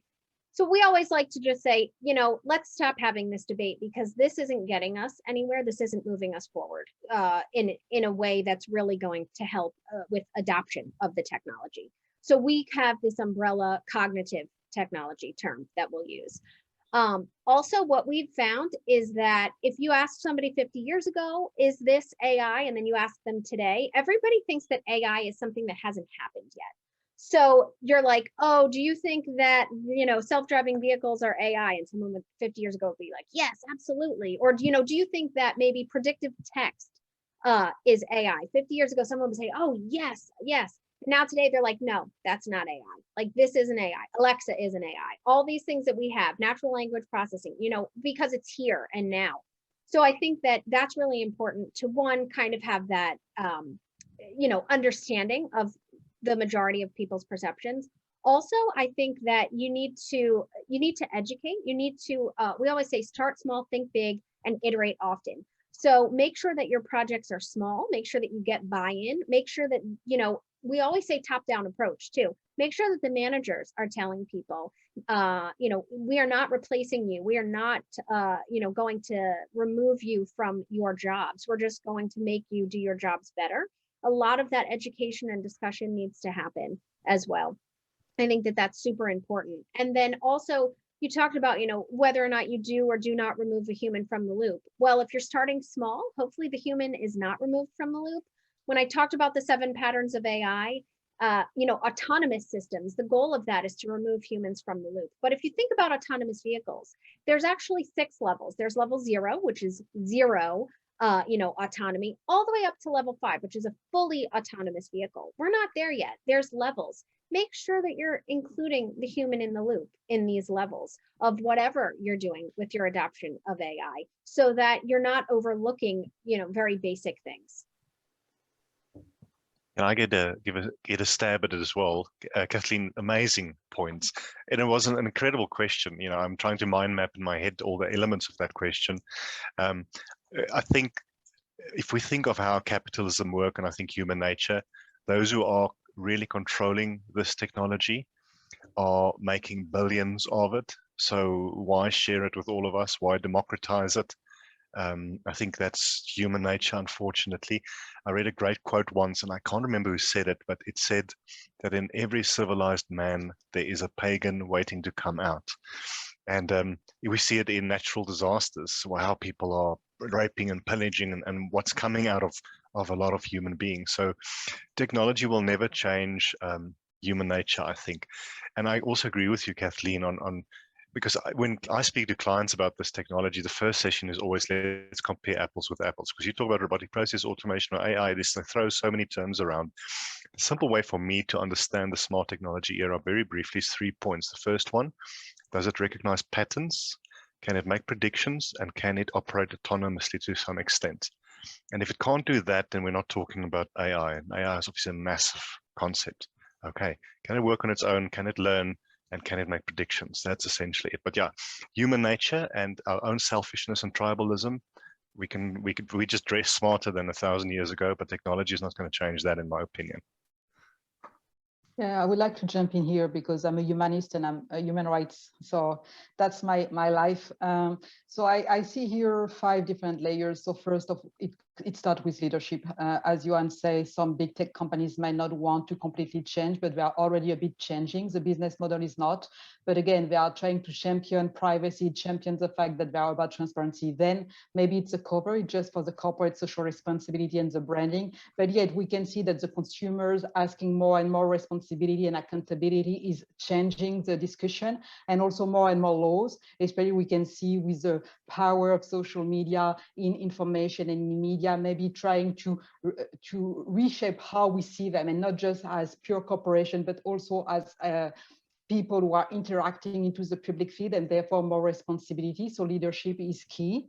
Also keep in mind when it comes to leadership that there are also very interesting smart partnerships. So the UN, but other organizations already partner with big corporations like Microsoft to try to have exchange of best practices. So for engineers in big companies to understand where the UN is coming from, and the UN understanding how it works. So those kind of exchange of best practices, yes, sometimes it can be purely theoretical, but yet it proves that we can, if we want, if there is a willingness, we can work together.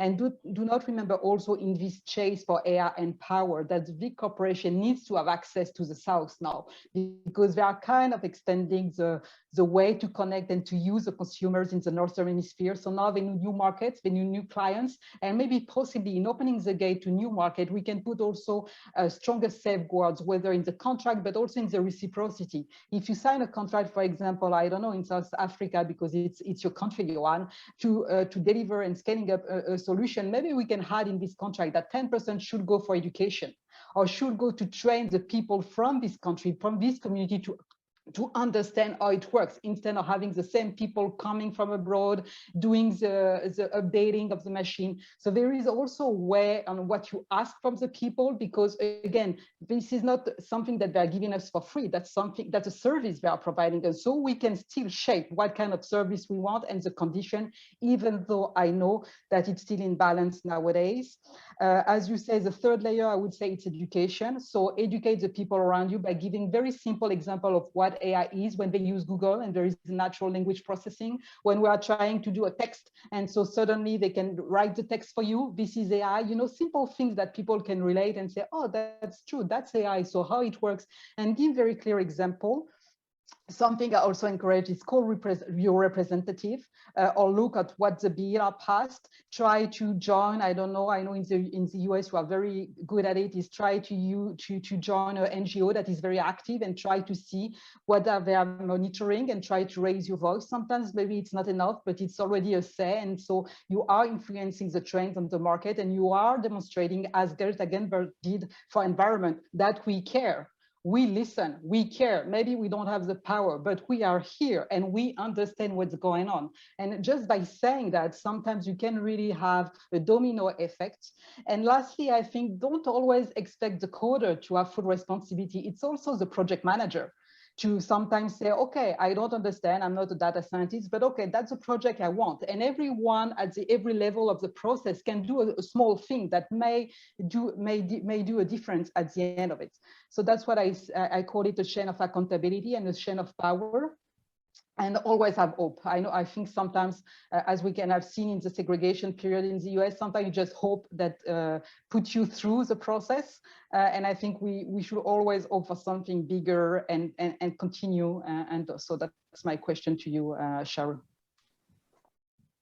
Thanks so much to our panelists for adding that insight. Mario has raised his hand up. Mario, would you like to ask your question now to the panelists?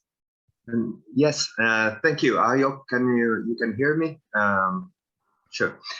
First, I'd like to thank you, all of you, for the really interesting contributions. I'd just like to add a small bit to the previous questions and relate also to the limits of not only of artificial intelligence, but also the human intelligence. You also mentioned the first occasions where artificial intelligence was born, which are also related to the replication of some of the parts of the human intelligence. But as we now know, there are so many different types of human intelligence. There is computational intelligence, visual intelligence, emotional intelligence, and so on. And there is no distinct boundary between among them. So I'd like to ask you, is artificial intelligence different from other technologies, since it prompts and tests human intelligence? Namely, when some neural networks gives out an output based on some algorithms which the human can control, the programmer can control, the libraries are known, but the output is in some sense carrying some additional information, something which is not visible, observable by humans. Could be this difference with other kind of technology, this kind of bit of surprise which artificial intelligence gives. And in this sense, I'd like to ask you two questions.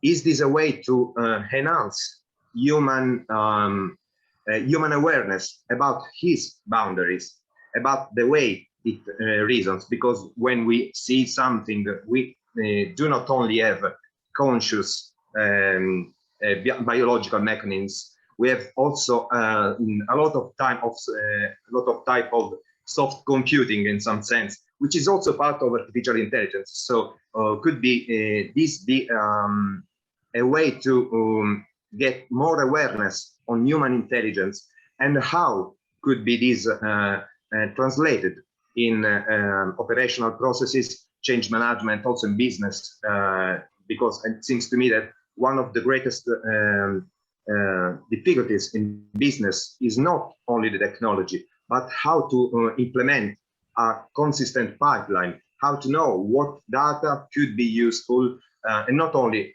the big data, but this kind of big data for this specific purpose. It's 7 o'clock. Yeah. Yeah, so very briefly, Mario. So yes, Sure. I think AI is, I mean, cognitive science and neuroscience, but especially cognitive science, behaviorism, has been the one really looking at it from an early on perspective, and it did enrich their perception. And that's one of the conclusions, that we are trying always to pretend that we can keep up with the human intelligence. But the more you study it, the more you see it's complex, the way you integrate the data, the way you collect the data. You and me are not grasping the same information at the same time, not the same amount of information. We are not connecting the dots the same way because of a culture, because of a gender, because of a nationality, because of our experience, because of our perception.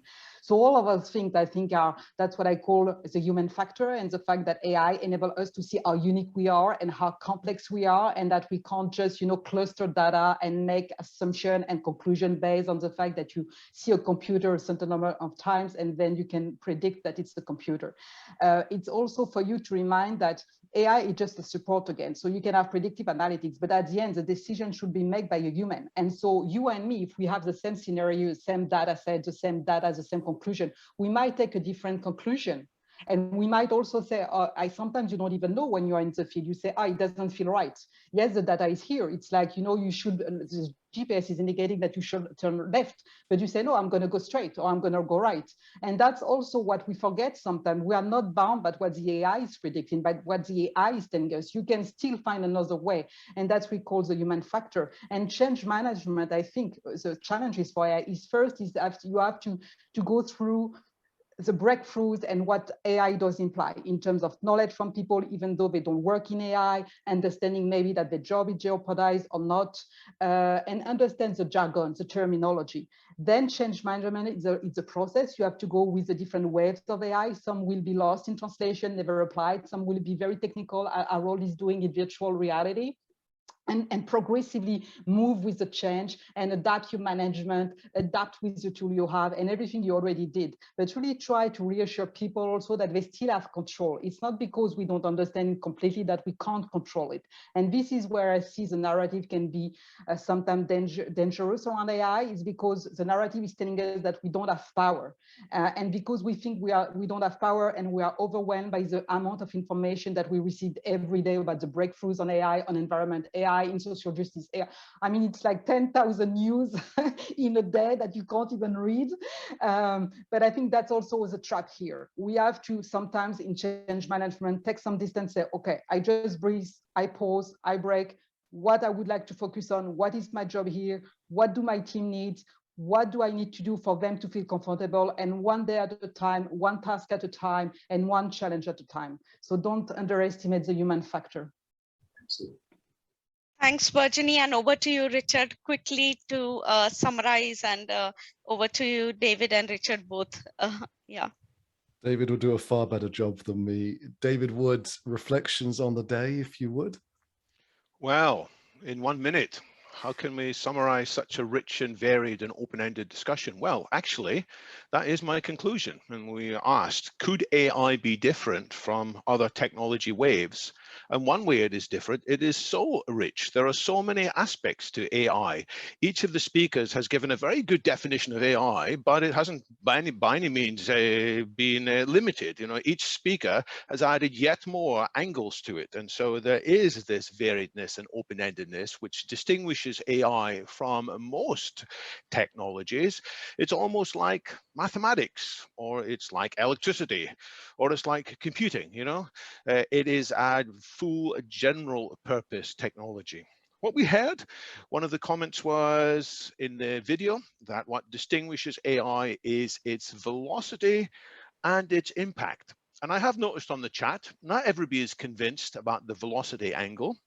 Some people have said, well, it hasn't lived up to its expectations. It's still going around the same old things again and again. And to an extent, that is slightly true. But actually, the same happened in the previous industrial revolutions. When we first had steam engines and factories, the quality of people's lives went backwards in many cases for a while before they started getting better again. And what made them better was actually better politics, better social organization. The second industrial revolution brought in electricity to replace steam, and it took a long time before the steam factories could actually be improved and surpassed by what was happening in electricity. If we look at the third industrial revolution, if we go to 1995 or so, people were critical and skeptical about computers. They said, oh, computers aren't really making people more productive and more creative. They're just a fad. And people wrote in 1995 that the internet was going to collapse. It had been a 9-day wonder. And it took a while before the social and human aspects were right as well. I think it's the same with AI. There is such a thing as the unreasonable effectiveness of big data. Some of you may have heard that when you put more and more data in, suddenly you got more than you expected. I also believe there's such a thing as the unreasonable effectiveness of big collaboration. The more that we can have a genuine, positive, big collaboration of the sort that Richard and the team are organizing with MKAI, we may get the human design questions right, and suddenly there will be the second wave of the fourth industrial revolution, the social and political changes. None of this is going to be easy. It wasn't easy in the past. It's not going to be easy now. Building the technology is hard, and building the corresponding social and political structures to match it is going to be hard too. But I think we've made a significant step forward today in this discussion, and I want to thank from the bottom of my heart the panelists for giving a varied and thoughtful engagement and lots of very interesting points on the chat too. So is AI different? You bet it is. How different is it going to be? In a way, that's up to us. Thank you, Richard. Do 3 things: Google David Wood AI, buy at least one of his books, and then thank me. Yeah, get Vital Foresight, the latest one. David, thank you so much. We are 6 minutes over. It's unlike ours, but we did have 1 or 2 video technical challenges, so I guess we can forgive ourselves. I will give thanks in about 30 seconds. Vibhab, take us home if you would. Thank you. Thank you, everyone, for that fantastic discussion. I think what brought out today's discussion is that AI has to be collaborative. Every journey, everyone's perspective is important. And it's also about understanding what is AI. It's about understanding what perspectives we need in AI. It's about understanding what future we want with AI. It's a very diverse conversation, and I think it was absolutely fantastic. As an AI enthusiast, it has me thinking in multiple directions about how to go about this. Thank you so much. So 4 hours ago, 4 hours and 7 minutes ago, we started talking about this. Vibhab, Odelia, Linda Barno from Data Reply, Charles Radcliffe from Ethics School, Michael Kanan from the US Air Force hit up a LinkedIn Live and YouTube Live. We didn't stop there. We jumped into this forum. We had a wonderful chat just before 5 p.m. UK, and then we began in the order of thanking Johan for your fabulous opening address. Thank you so much. Virginie for your wonderful talk that followed that. Of course, Vibhab for the community update. Jazel, I should do you last, Jazel, for all the moderation that you do. It's just stunning. And I'm sorry, it's my fault we're not on time, so I'll take this one. Odelia for organizing those opinion pieces so well. We heard from Violet Schnell. We heard from Karen Silverman, of course, Jerry Koppich, and finally from Aruna Patan. We then spoke to Araldo. We heard from Kathleen. Thank you both very, very much. And then impromptu, David Wood offered. I mean, how does he do it? I only asked him 5 minutes ago. And he just steps in and does it. It's phenomenal. And then Vibhab, you took us home. Thank you to Mario and Sharu for the questions that you asked.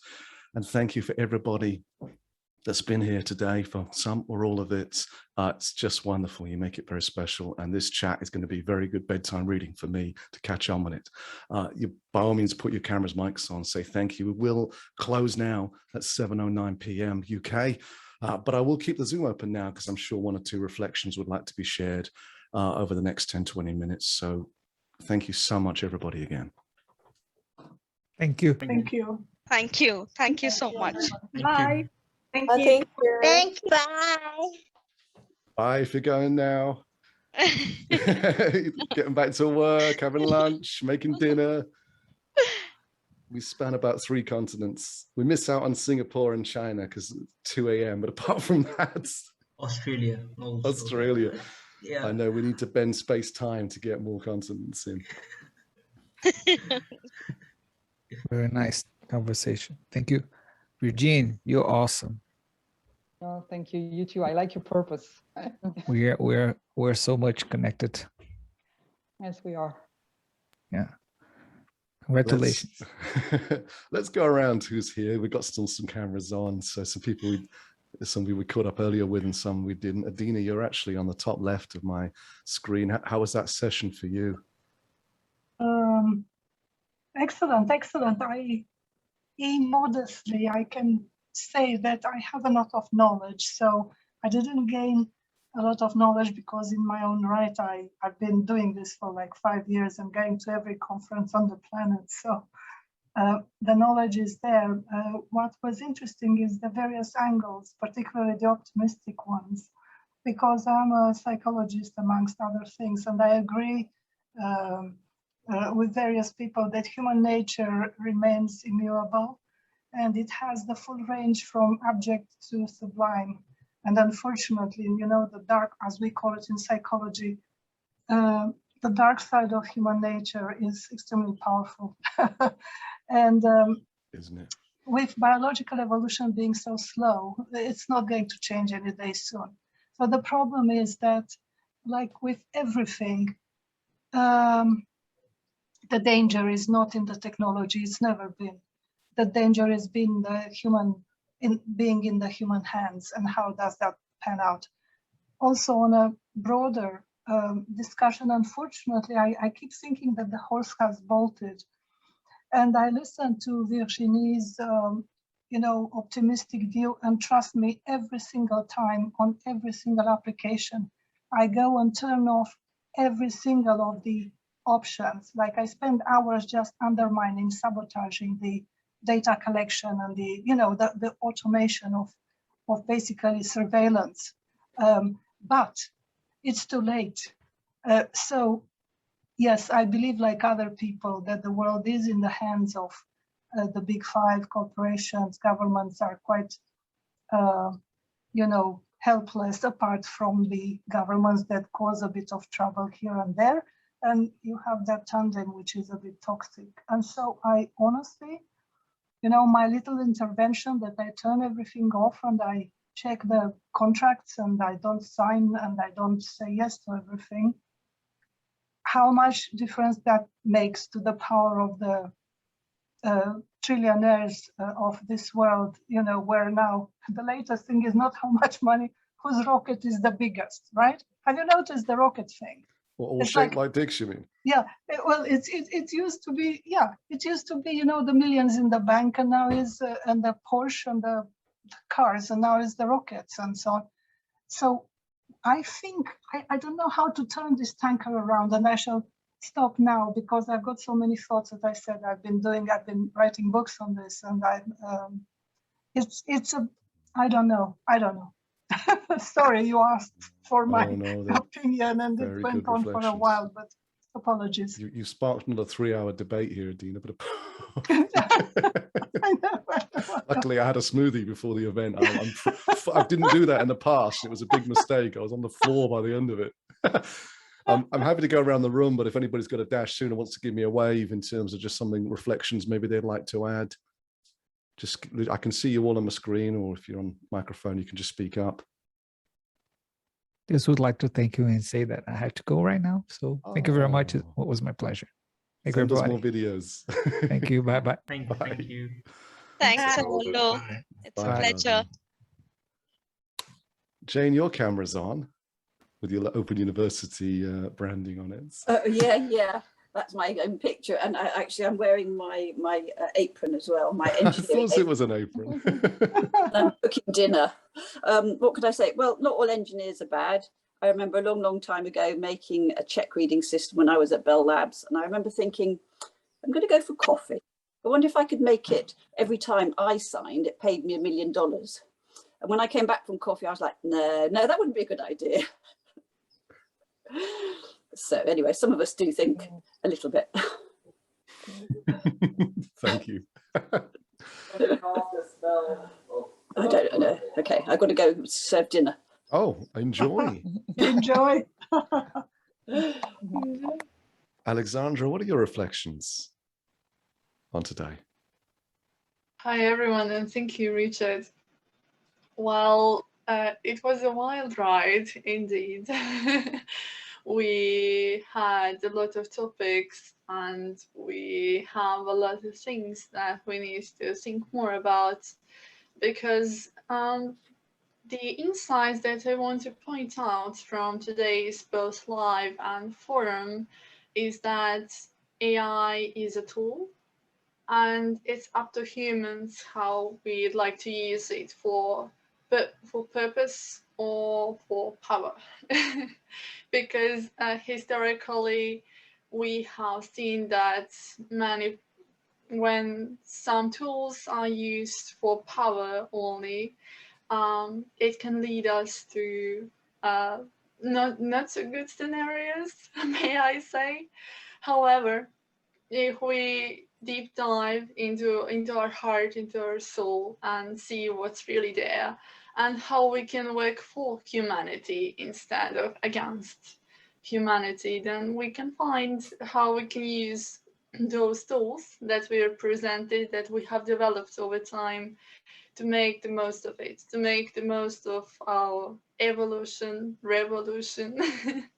And I always believe in purity of hearts and souls in people all around the world. And it's not technology. We shouldn't blame on technology. It's something like, I'll blame my parents from this and that. I'll blame my friends for this and that. No, we should take our own responsibility. We are our own protectors, and the protection comes from the inside. Once we learn how to use our skill sets, adapt it to our mindsets, and use it for good in our lives, it will reflect on everyone's lives, because then people around us will start using, for example, technology in the right way, will start learning more, will start doing more purposeful things instead of chasing power, titles, or something that's just material. So the main insight from today's session is definitely non-material over material and purpose over power. Thank you. Thank you. Do you know, I'd love to read a weekly blog along those kind of lines. Could you recommend one to me, Alexandra, do you think? Yes, of course. What about one that you write?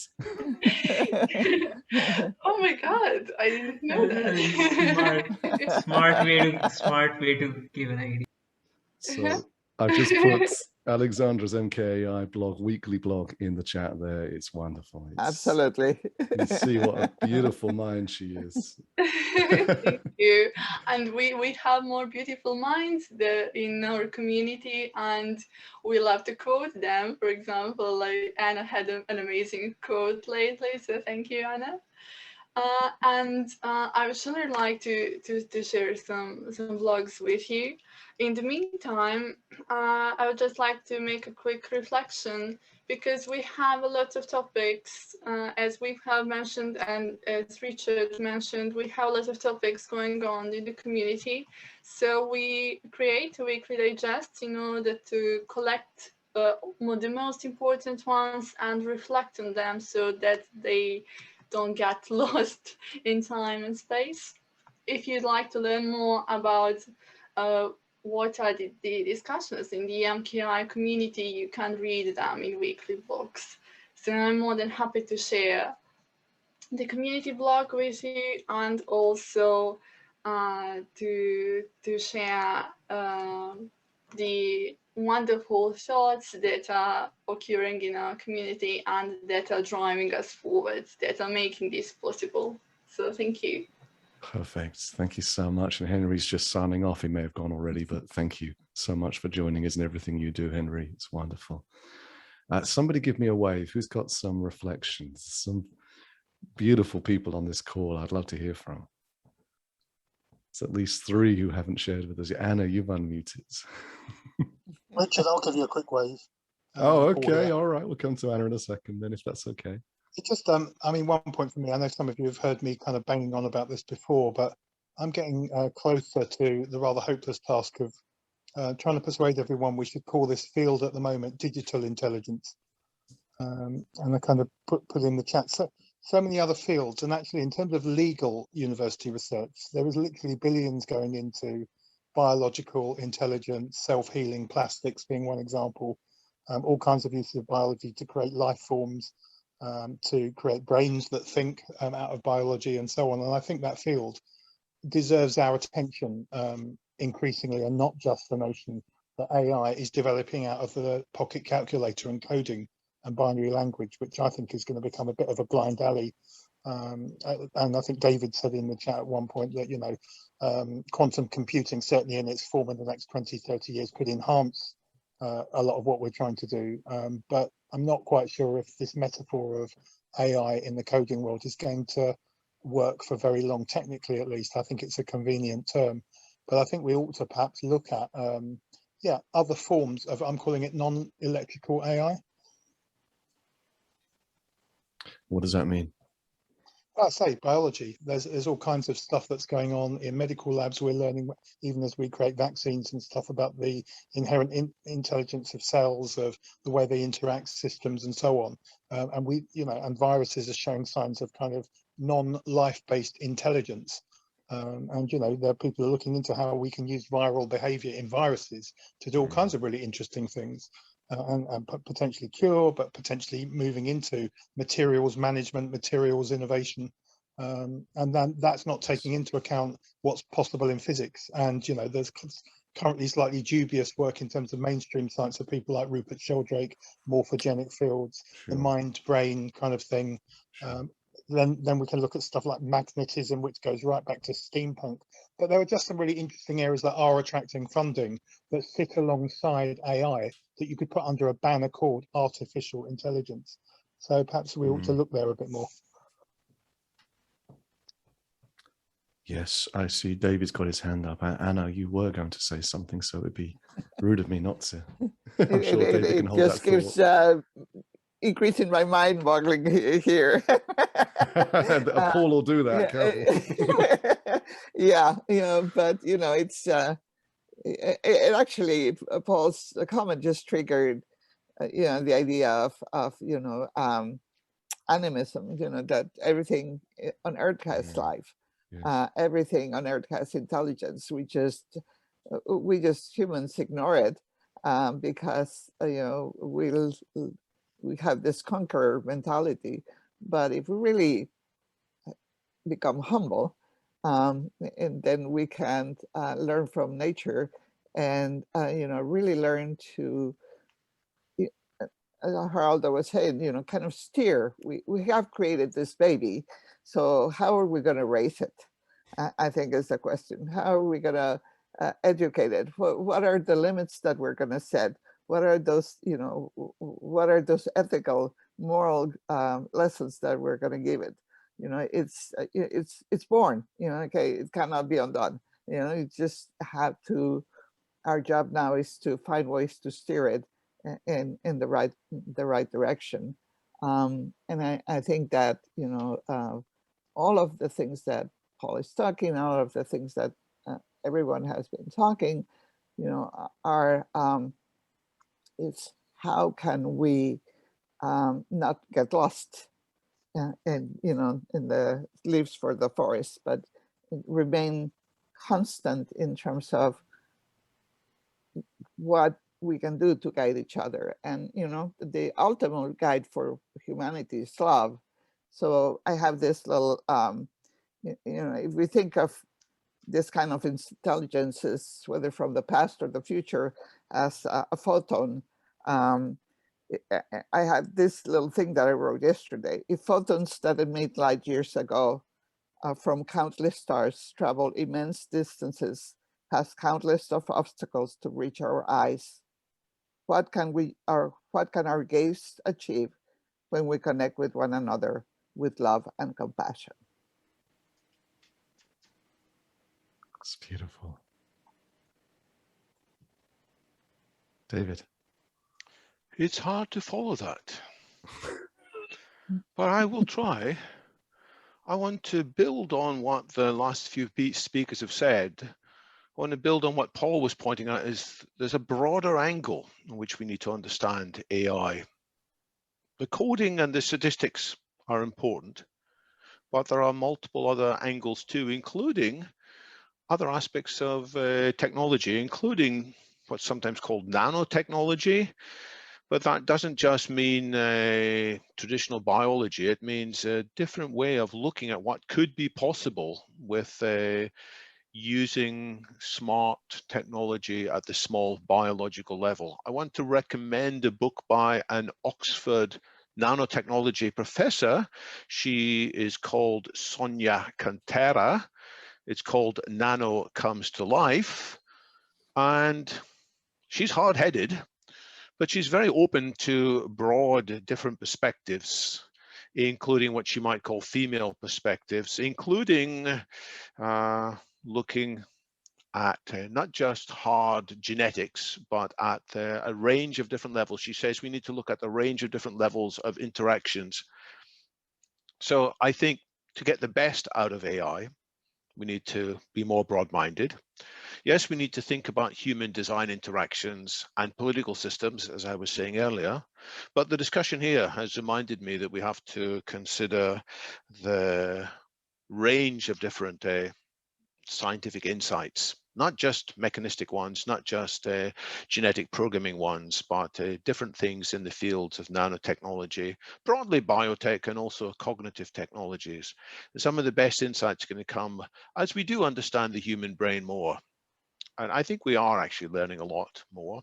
The meditators of old taught us some things, and then when we couple that with insights from modern technology, it can help us to see the power and potential and risks and benefits of AI in a new light. So I'm, in a sense, asking for an even broader discussion. The coding's not going to disappear. There still will be algorithms in there, but there'll be algorithms and coding and statistics that are informed in new ways. And they maybe won't even be the most important part of AI.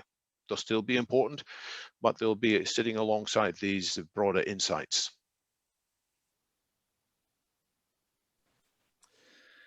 There's some very poetic people that contribute to these conversations.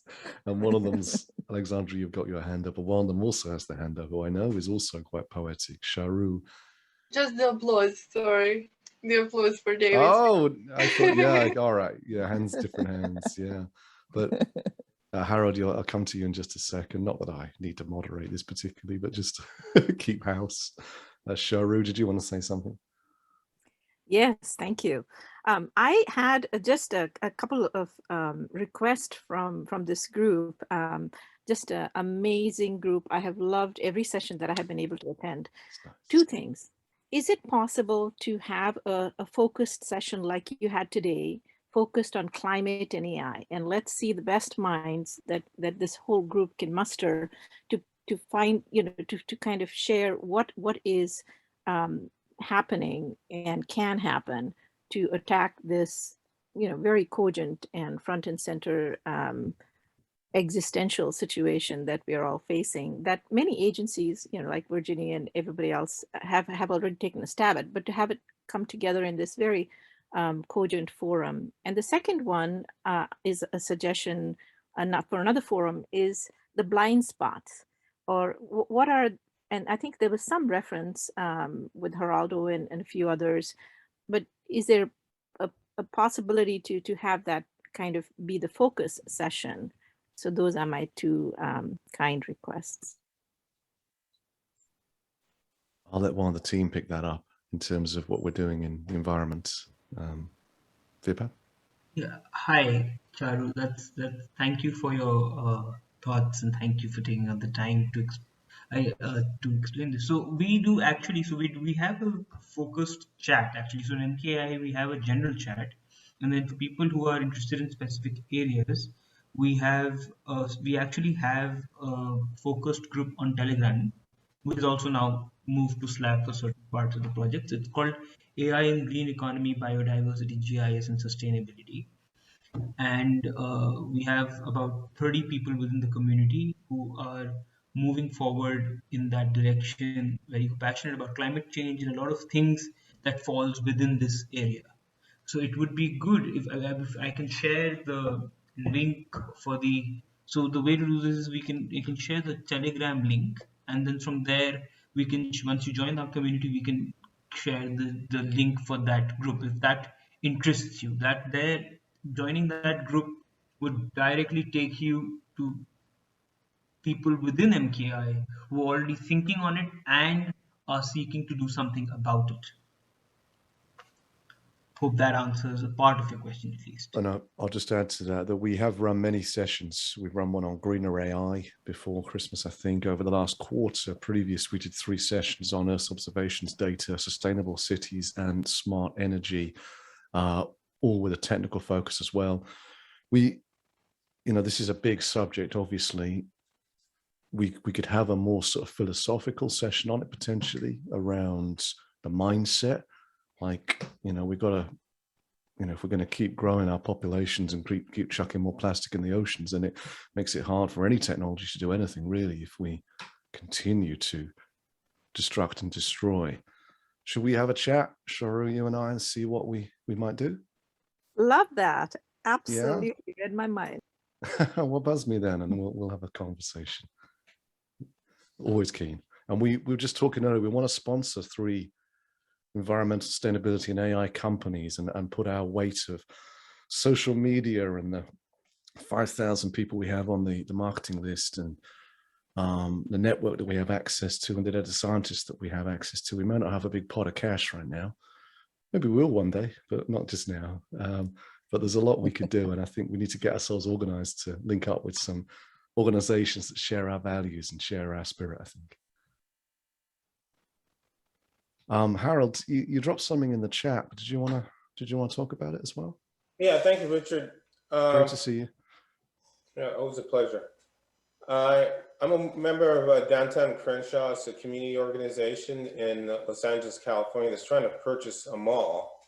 And they want to avoid gentrification. And I have an interest in providing an AI research park for the community in order to provide a sustainable living standard. And I looking for the group to find out what are some techniques and methodologies that we could apply to send a proposal to the LA City Council for them to consider re-awarding the bid from a private contractor to a community organization with a skill set towards AI that will provide a multiple generational impact, not just to the community, but in terms of sustaining a new development. So that is my question. Thank you. Just to pick up on that, it may or may not touch this, but Milton Keynes University comes online in a year or so, big STEM university. They've asked us to write a white paper with them around these kind of areas, the sustainable smart city, the skills that are needed for the smart city, but they understand in the context of that around open data and sharing and these kind of ethical aspects as well. So they're ready to do that. So if that's an area that we could collaborate on and put a proposal over to them, they've already said yes to doing that. And the other thing is that we're trying to do this with Milton Keynes Council as well. And I've put forward that I want to produce a report. They're paid for a report because Milton Keynes has announced it wants to be the greenest city in the world. I mean, it's put that in the press. 250,000 people, grown to 500,000, one of the highest areas of immigration and technology in the country. Obviously, London's an anomaly, we know that. And they've asked for more details about what we would do with that. But I think every city needs an AI for sustainability handbook, playbook, plan. And we'd love to be leaders in that area. Well, any point of contacts would be grateful. And I would just parlay that over to the group as a whole. And hopefully that would be able to get the city council to reverse the decision to award it to an oligarch. I don't know if you visited the hyperlink that I sent, But that's what the Deutsche Bank has done, is they awarded the bid to a Russian oligarch. Right. Okay. Yeah, it's an uphill battle everywhere around the world. But why am I not surprised? This is what I'm saying. Yeah, that's what's going on. It's very difficult to fight this kind of power and presence in the economy. It's like two worlds, isn't it? Completely. Just completely. all these people are just driven by power and control and status and money. Money, absolutely. But I'll share this. I was playing Monopoly and I lost and got upset. And a young man I was playing with, he's 16, he said, Richard, he said, why do you take this so seriously? It's just pieces of paper that mean absolutely nothing, that just got some numbers written on them. For some reason, you get upset about it and take it seriously. And I said, how is that different to real money? Like, no, yeah. Yeah, it's very difficult. I did you see, my thinking around climate and so on is that we are looking in a way in the wrong direction, because climate is a consequence of something. And unless we turn the tap, all we are doing at this end is deal with the stuff that never stops coming, right? I have not yet found a company that has said, I'm going to decrease the production of food or of clothes or of drinks, which get thrown away, right? No company has put out an announcement of the sort. They all increase. They all want to increase sales. Now, if the tap is open at the same speed of delivery, no matter how much we recycle at this end, we are not going to catch up. And we are made responsible. And it's true, we need to exercise responsibility. But the fact is that we cannot handle the origin of the problem. So in my presentation, in fact, I looked at business models and I said, we need to change that. You know, we have problems. We are told, reduce your intake of meat. But no one is saying to the food manufacturer, stop producing this excess quantity. Ramping up. So this is the problem. And we keep looking at this side and we keep engaging individuals who actually have limited power. Whereas if any of these companies will turn down their output, things will go into balance. Or you redistribute the production to the countries that are starving, because we throw away food and other countries do not have food at all. 𝗫𝗵, thank you so much. You have a very nice evening, late enough for you in India. Dina, you know, I mean, I'm sure other people have better opinions on this than me, but you look at Zara, H&M, right? Big fashion retailers here. I need to check my numbers, but there's something like 4% profit. You know, 96% of every pound is not going to them. It's kind of somewhere else. And then H&M's getting better, but a ton of clothes then go in the incinerator at the end of it. That's nuts. Make more money and sell less, right? Listen, did you know it? I worked in the fashion industry in my business life. I've done a number of things. I did not know that the second biggest polluter after the oil industry is the fashion industry. Yes. Would you believe something like that? Yes. It's shocking, but people do not.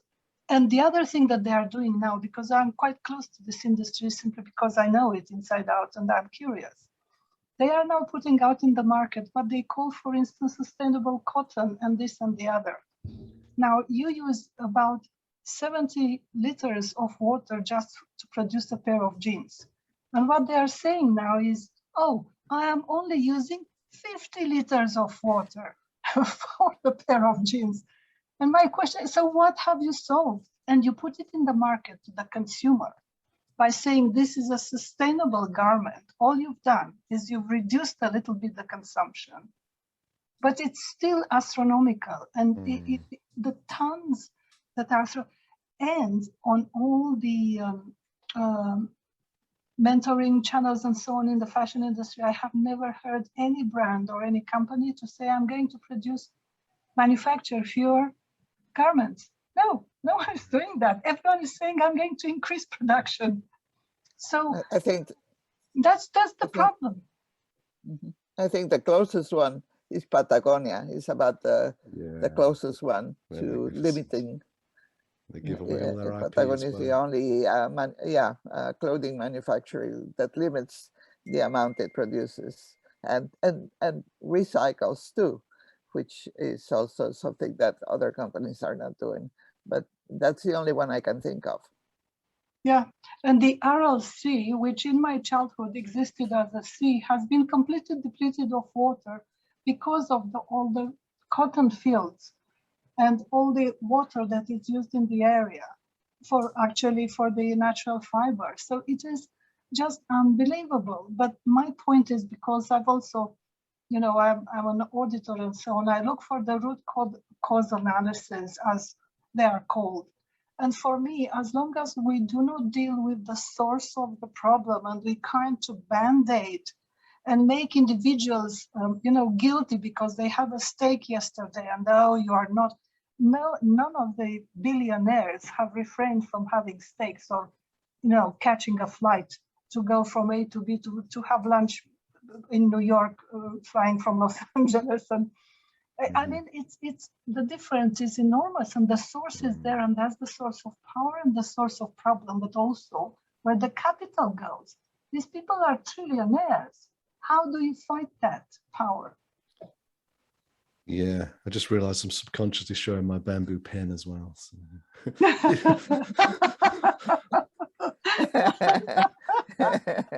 Divya, jump in. We're waiting for a gap that's not coming. So. No, I was not waiting for a gap. I actually wanted to comment on your bamboo t-shirt. There are people who are now converting all the waste plastic in clothing and everything. So I think we should try that as well. Probably that will save our climate a little bit. As I told you earlier also that I am a little more crazy than usual for all these causes. I'll go ahead and find something which always adds on to maybe environment or maybe women empowerment or whatever. But then today's session was amazing. I just couldn't leave. I wanted to leave. I had my dinner time. I couldn't leave. I just enjoyed it. I was sitting here taking notes. I enjoyed it. And Alexandra, thank you so much for such beautiful write-ups. The blogs which you do, amazing. I enjoy reading them, and then I enjoy sharing it without fear that you may tell me that they were now stopping. So it's like I do it like it's my own. So I keep on doing it. Let's write one together. Yes. And again, I'll say about my spirituality part of AI. Even if you call me AI hippie again, it doesn't matter. Just one final thought, Divya. I bought bamboo boxer shorts and I do not recommend them. No, I told Karen about it, that I'm crazy about talking about spirituality. I don't care even if you get angry or ask me, Divya, now no, stop. Let's write a spirituality and AI blog, Divya. We're already doing poems. We've already admitted that we're hippies. No, I'm writing. I'm planning on doing that and sharing it with you. Even if you don't want, you'll have to share it with the whole world. Please. Divya, I'll give you the password for the website. I'll say that I will not post it. What I'll do, I'll post it with MKAI community LinkedIn. That's it. Done. I'll be delighted to read it. So sweet. I want so much. I want to see that. You gave me energy and you gave me that power that you can say it out loud. So I said it. Now it's done. That's so important, Divya. Yeah, Divya, I would love to see one on the environment and women, the two things that you just connected, and especially from the Indian viewpoint. That'd be so powerful and deep. Hopefully, I'll definitely try to do that. I keep on trying to connect all these dots between I recently was trying to understand how IoT is helping gender equality.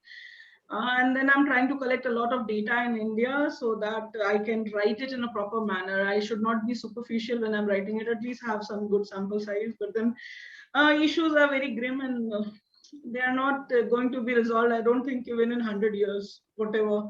Like everyone is saying that everyone has so much money and we don't have. That frankly is not the reality. Problem is not the money. Problem is the passion which is missing, and people do not want to make it a movement just to go ahead and fight. Like we had that independence movement here, so that is not happening. And until these people are ready to fight for a cause, no money can help it. That's my bit. I'm sorry. That's my way of understanding. Oh, dear, I love hearing from you. Say some more in a minute. Karen, just say something about women in AI, because this is the perfect time to bring it up, isn't it? Yeah, I'm thinking about that. Charu said that, and 𝗙𝗲𝗃 will be there. We are discussing lots of things about this event. So this is the official kickoff of the Women in MKAI event that will occur in August 12th. And I hope to see every woman there. And for the men here, hope to see your companions maybe, or your sisters or your mothers. Everyone is welcome. And well, hope to see you all there. We will be talking about how women deal with all these bias, and 𝗙𝗃𝗃 will be there as well, talking about all this gender balance that we are trying to reach. And well, everyone is really welcome. Every woman will be really welcome to join us. I'm happy and I'm excited to announce that. And I hope to see you all there. And you've been working with Henley Business School on it, I think, haven't you, as well? Yeah. Which is very cool. Yeah. I think we'll make it Power Women MKAI. Power Women in MKAI. Or maybe Super Women, I don't know. Whatever you come awesome. up with. It's just a crazy idea. It keeps on popping in my head, so I shared it. Awesome. Yeah. Well, we will keep you posted on our LinkedIn and on our website as well. So we will keep you posted. Hope to see you all there. Yeah. I see Frank's in the studio. It's amazing. I'm a sound engineer. Yeah, I have these things like for more than 20 years. Yeah, so no, it's not a studio. That's my usual setup. I'm just a combination of a lot of things. So I'm still processing all of this, and this is like my 4th session here, and I could add to so much. I'm working at a chair for sustainability. I'm here in Germany, and I could add to the AI discussion as well as to the environmental stuff. So I would suggest you do a talk about the resources that AI use. So that could be the gap between the environmental thing and AI. So that's just 5 cents, oh, that's 5 seconds. So 𝗫𝗵 doesn't let me share direct links to our focus groups. He says everybody has to join at the top, and then he works with them from there, but he's not here. So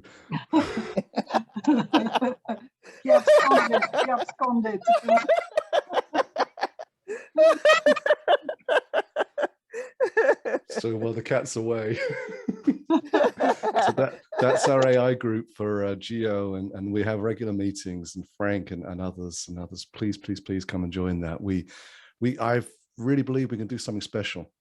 There's about 40 people in that group now, and I feel something's coming out of that, something important. I have not joined anything of that. I have so much to do. I'm getting the emails from MKAI now, and I joined the 4th time. I started with 𝗙𝗫𝗃𝗃 because I know the 𝗙𝗫𝗃𝗃 from the Hong Kong University. I know him from Clubhouse, and he's brilliant, very and I'm very close with him for the last couple of months, and now this is the 4th time I'm here, and that's all I can do so much. I'm working on a paper on mediation and environment, and so I have to see what I can do.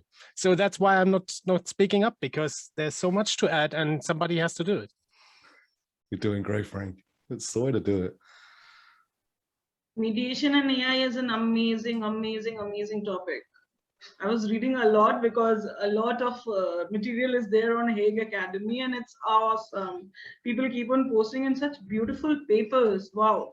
It gives immense thought-provoking ideas how that can be implemented in other parts, like maybe, again, I would say gender equality and maybe environment everywhere, because now I have recently started researching on IP arbitration. That also has helped me understand how AI can help in that. So it's like us in artificial form. That's it For me, I would just, let me just make it a brief. I have a long biography, but I started in, I was born in the GDR and we were surveilled. And that's something that that I always have in my mind. And then I was an entrepreneur, and actually I tried to do an MP3 store before Apple, right? So I am a sound engineer, and I tried to do it, and we didn't get the money. And for that, I started to study economics. From there, I went to political science. From there, I went to sociology. And now I'm in psychology and environmental psychology. And now I'm back at computers and technology with AI, because some people tell me, well, the efficiency thing that Adina referred to, so like this something that companies do for like 60 years, 70 years, they try to sell more efficiency so they can work on as sustainability. But it's really reversing the arguments. And some people come to me, and when I'm looking at the bioeconomy and biotechnology, then they say something like, oh, we have now the beautiful drones where we can look at agro-technology, and we can look at the fields, and then we can we can be like the bees, or we can watch whatever happens to the plants. And I have to look into that, because that is a valid argument, and that's why I'm looking into AI now. So I have gone the other way around. And when I listen to this talk, it's like I process it the other way around. You are like, we have to go from here and look into the environment, and I'm coming the other way around. So yeah, but there's so much to talk about, and what I like is that you guys are regular, that you are doing this continuously, and that you have an amazing audience. And really, this panel today, it's absolutely crucial to have these critical voices. And Virginia and what was the other guy? They're so amazing. That's you need those people who have a critical saying. If you have someone who's just clapping and selling something with beautiful words, that doesn't help at all. You need the critical voices, and you're doing great at that. So I'm done. Yeah, we're big fans of capitalism. That's probably why we're not rich, but we're independent, and that's worth every penny. Frank, this is for you. Seriously, man. Awesome.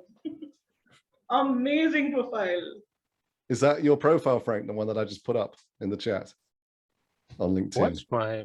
What? I took the liberty of just checking that's you, because we're not. I don't believe we're connected. So I have to given it's got a role. Yes, that's me.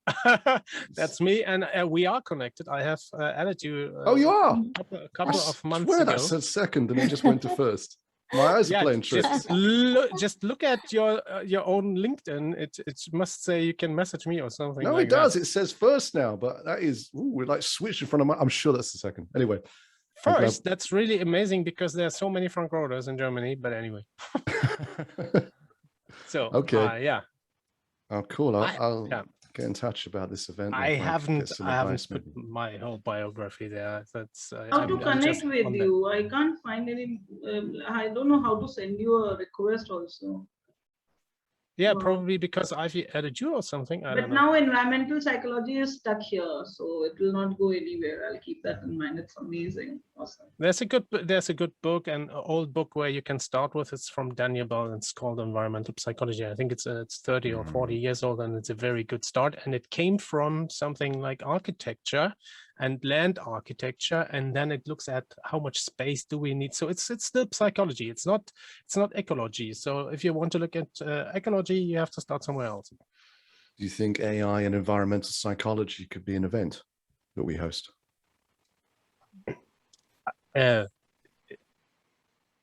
Sure, you can do. They're amazing people. There's a professor on my university, but she's the people who are in this field, they really have lots to do. The professor is in the advisory board for the government, and they almost never have time. They don't know you. So I'm the fourth time are just here, friends that we haven't met yet. Yes. Oh, you're absolutely. It is something I think it is important. So I would have to say yes, but the obvious part is if I would be up for that, and I don't know if I have time for that. So I don't want to take you off your work, Frank, of course. But you have to, but really it's important, and there are people who do that. And yeah, if not, then look for psychologists and environmental mediators or lawyers that are in the environmental field, and put something together where you get at the same intersection. I would say that's probably even better if you take people from I'm looking also at science theory and how transdisciplinary and interdisciplinarity work, and what I see is that people stick to the systems that they are in. So if you approach them with people from other systems, it's always that experience of others. So they need someone who represents them. That's psychology now. So if you put together people from the disciplines that you have and try to approach that field, you get the best result anyway, because that is a learning experience where you have kind of a workshop where you work towards that. And yeah, that's something I would suggest. Thank you. Divya, you don't have your mic open. I see your lips moving. Oh, I'm sorry. I forgot my question. Extremely sorry. Actually, when Richard said about AI and environment psychology, I just was in that phase that I have to understand how that will work, because reading a book doesn't resolve unless you talk to a person who is equally passionate as you are talking about it. Passion shows, you know, when you're talking about it. Environment psychology is going to affect a lot. Like I talk about cyber psychology a lot of times. That is a separate thing, but then environmental psychology, making it understand and maybe reaching out to as many people as possible, I think that may resolve a little bit of an issue, because once I remember when I was reading more about it, I realized that people never talk about a number of women or percentage of women involved in enhancing agriculture or environment in itself. So they do invest a lot of energy, a lot of time in fields as well, which I have seen in India, which I have read about Brazil as well. But they are somehow they are Nepal, not yeah. taken into I've account. been to Nepal. Sorry? I've been to Nepal looking for disaster risk management, so I know what you're talking about. Exactly, but I don't know why I couldn't find any papers which were actually exclusively talking about the involvement of women in that. I really have no idea. I would love to see somebody write about it, that women are contributing, like maybe even 50% would do. It would help me have some good night's sleep, maybe, because they are the ones who are contributing to the environment. They are the ones who are taking care of their houses. They are the ones who are taking care of the garbage, everything around. So I am pretty sure they are. Yeah. Women really are crucial for everything related to future, and we can see it with the microfinances that are taking place in a lot of so-called developing countries, or whatever you want to call them. So when we look at that, the banks give the money to the women, and so you don't have to say much more. Those are the banks, nobody else. So it's not someone that you're close to, it's the banks. And I would add to that something interesting, which is that I didn't realize that, in fact, every single aspect, I was looking at the 15 global challenges and, you know, the list of problems. And I didn't realize that every single problem on this planet, in fact, hits women first. Whether you look at exploitation, whether you look at you know, droughts, whether you look at environment, as you said, agriculture, poverty, etc. Why? Because I realized they run the household. In many cultures, they are the people who, you know, make the food, gather the wood, work the land, etc., etc. And so everything that doesn't work impacts women first and more than men, and that is quite extraordinary. I never realized that. You know, lack of water, women are the ones who carry the water. I mean, every single problem that the planet has got. Education, for instance, women are not allowed to have an education in certain culture. Every single thing impacts the women more than the men. I agree 95% with you, 95% because of you're talking about the two main genders. Because if you're taking into account the whole spectrum, then there are others that are even more impacted. So just, but yeah, if we're talking about just men and women, you're absolutely right. And men have to change. And I'm advocating for it for like more than 5 years now.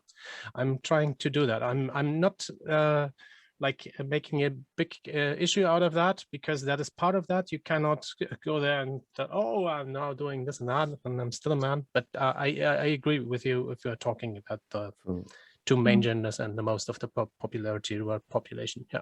For what it's worth, I mean, women have to help men change as well, right? I mean, so long as we're told that no, Richard. Frank, if we're told that status and money is what we need to be successful and worthy of a mate, then of course we're going to keep chasing that.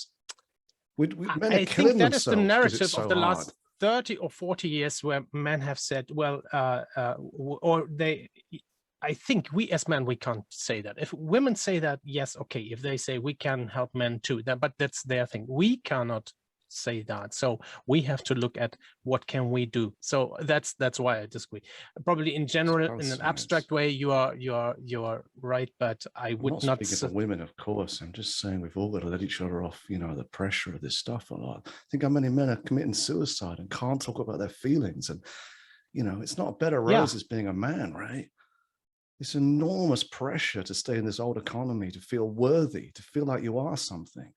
So you have the next topic, emotions and the impact of AI on emotions, but because yeah, you have to talk about the human sides all the time. And Adina, I loved when you said earlier, so like half an hour ago, something like that, that it's not about the technology, and technology isn't the problem. It's the humans behind that, and the emotional impact of all of that will trigger a lot more avoidance and more of what we know. So that's really something we have to look into. So if you take some clinical psychologists and look into the intersection of emotion and the impact of AI on workplaces, that's also very important a topic. And I think, as I see it this year, it could really hit home with an audience. Frank, I'm not sure what do you refer when you talk about emotions and artificial intelligence? Are you talking about the mechanism of reading expressions? Are you talking about the recruitment processes in business? Are you talking? I'm not referring to anything special. Those are aspects that are important. So we could have a talk right now about which aspects. So those three. Okay. But that is an intersection is really important, and you come up with three things just in a second, and we can come up with other stuff in the next 5 seconds. You know why? Because I am a psychologist, and I also know a lot of neuroscience. I'm a polymath, so I am a cross-disciplinary brain wired. So I move from one thing to another, and that's why you're still here. Although I'm starving, I need to eat. But, you know, I was thinking about neuroscience on the one hand. I was thinking about psychology. I was thinking about the recruitment processes and the way they have introduced biometric surveillance in recruitment and the whole catastrophic ethical problem that draws.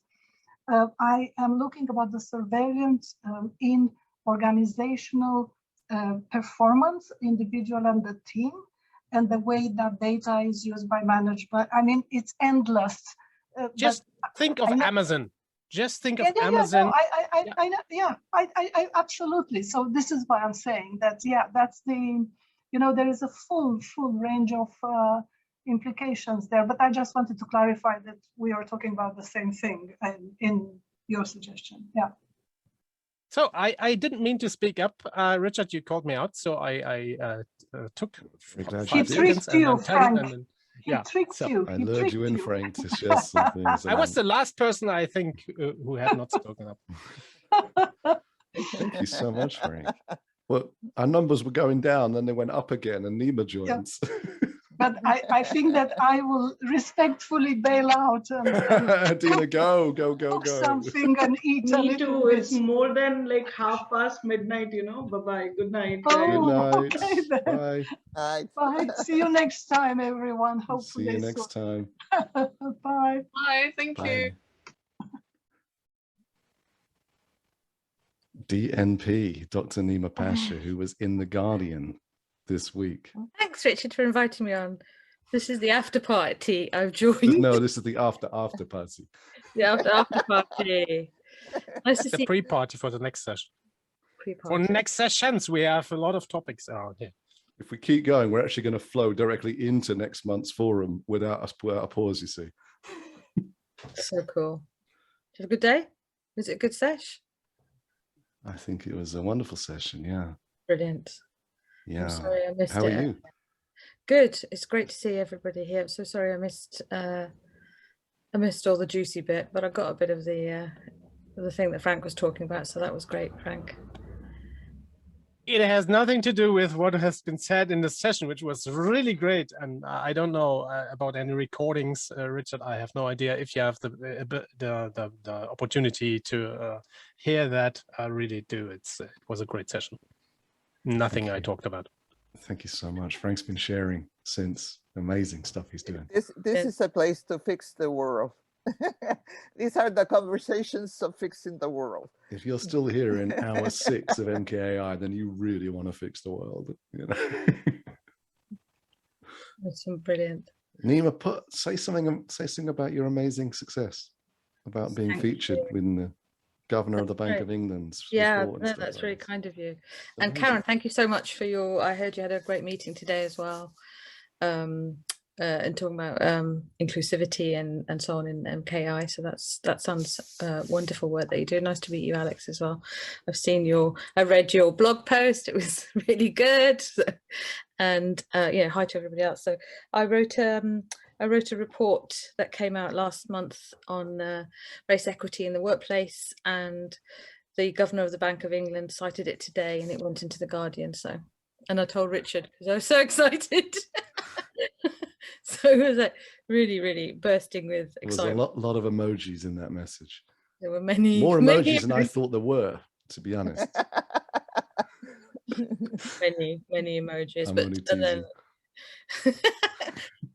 yeah, so that was good. So yeah, so he said it's going to be part of the new strategy of the Bank of England, and it's been picked up by several major organisations, news organisations. So I'm really pleased. It's amazing. Many moons ago, you were in our WhatsApp group, weren't you? Yeah, you all WhatsApping in the WhatsApp group. We have good vibes. It was obviously because it's I'm really pleased. I mean, it's incredible. So as background, some of you might not. So I knew I met Richard about a year and a bit ago at Henley Business School where I work. Richard came to see me twice, I think, and at Henley, and learned everything about everything you're seeing now. So it's all, down to the work that he did some amazing things. And so just to see Richard's and MKAI and all the other work, just to see the development and growth over this last 15 months has been incredible. So congratulations, Richard, on all you've achieved, and been soaring the team and the work. Yes, thank you for that. Just take one day at a time, and when you look back, you think, oh, I've come quite far. Yeah, no, you've done really well. And thank you for supporting our Women in MKAI initiative with your team and your resources. Thank you so much for introducing us to 𝗏𝗏 as well. She's wonderful. She was really helpful. She's great, and we just announced on this after party our Women in MKAI event. Oh, and great. Yeah, I would love you to be there, to join us if you feel like. It would be wonderful. Thank you so much for all your support and Karen, so your time and everything. Thank you. We're really happy, and I meant to say also what I do is I've set up the world of work, which is how I got to know Richard, looking at the future of work and impact of not just AI automation, but looking at the impact of what's going to happen through COVID, 4-day week, side hustling, race equity, and we're looking at the skills that are needed with climate, a whole bunch of stuff around what the world is reshaping and what work looks like. That's what I should have done. I should have said that at the beginning instead of just arriving. Did anything get better? Is anything going to get better, Frank? Yeah. Good to hear. What in which dimension? So I think things are, you know, you have cycles for everything, but what we're looking at is equity at the moment. We're really doing a lot of focus on equity, and there's a big growth in equity in organizations. Of course, if we measure where we have to go, it will look like a whole bunch of stuff hasn't happened. But if we look at what has been achieved over the last 10, 15, 20 years, and even in this last year in organizations, we've really moved forward, and it's on gender equity and ethnicity, you know, and other kind of disability, a whole range of things. So I think we've really improved across many sectors, and there's a willingness for people wanting to do more as well. We see that a lot more. That's really good to hear. I'm advocating, as I said before you joined, I'm advocating for that. So I'm really looking forward for more gender equality. Yeah, it's because our research is so strong on the high levels of equality and equity in workplaces. You're going to have much better output, revenue output, and the research is really, really strong on that. So, yeah. I can say that I'm working at a chair for sustainability, and I can just endorse that message. Good. Glad to hear it. That's fantastic. That's good. I feel I've crashed your after party. I think I should leave you to get the party poppers out and champagne. This might be the time for us to say thank you, I think. What do you think, Anna? Yeah, I feel like the energy is just changing towards that. We've been recording the whole time. Do you want me to keep this in, or do you want me to take this out? Just keep it in. All in. Yeah. All in. You should probably review it. You should do a peer review and then just take out what is really interesting. Well, no, we do. We cut sections out, but I think I'm gonna put this one up. They're becoming more connected, these sessions anyway. Not particularly our after chat, but the main 2 hours are becoming something that I think you could benefit from watching it through rather than just picking out the talks. I think anyway. But no, Nia, thank you for. It's a pleasure. Thank you for inviting me. I'm sorry I missed the earlier part. I'll watch you all on catch up. Well, not on catch up. You're not on iPlayer, but pretty much on iPlayer. I'll watch you. No, we're on itv.com, I think. Well, thank you for everything that you support for us as well. You make a lot possible that people don't know about. So thank you for that. Oh, that's nice. Thank you. I feel embarrassed now. Although Nima doesn't let me say thank you. No, I don't. So I'm going on mute. No more. If I say thank you, she just does it. Honestly, what do you say? All right. Thank you. Love you all. Thank you. Thank Good you. night. Thank you for fixing the world. We can but try. Lots of love. Bye. Lots of love. See you, folks. Take care. One action, one word at a time. One day at a time, one person at a time. See ya. See you. Bye.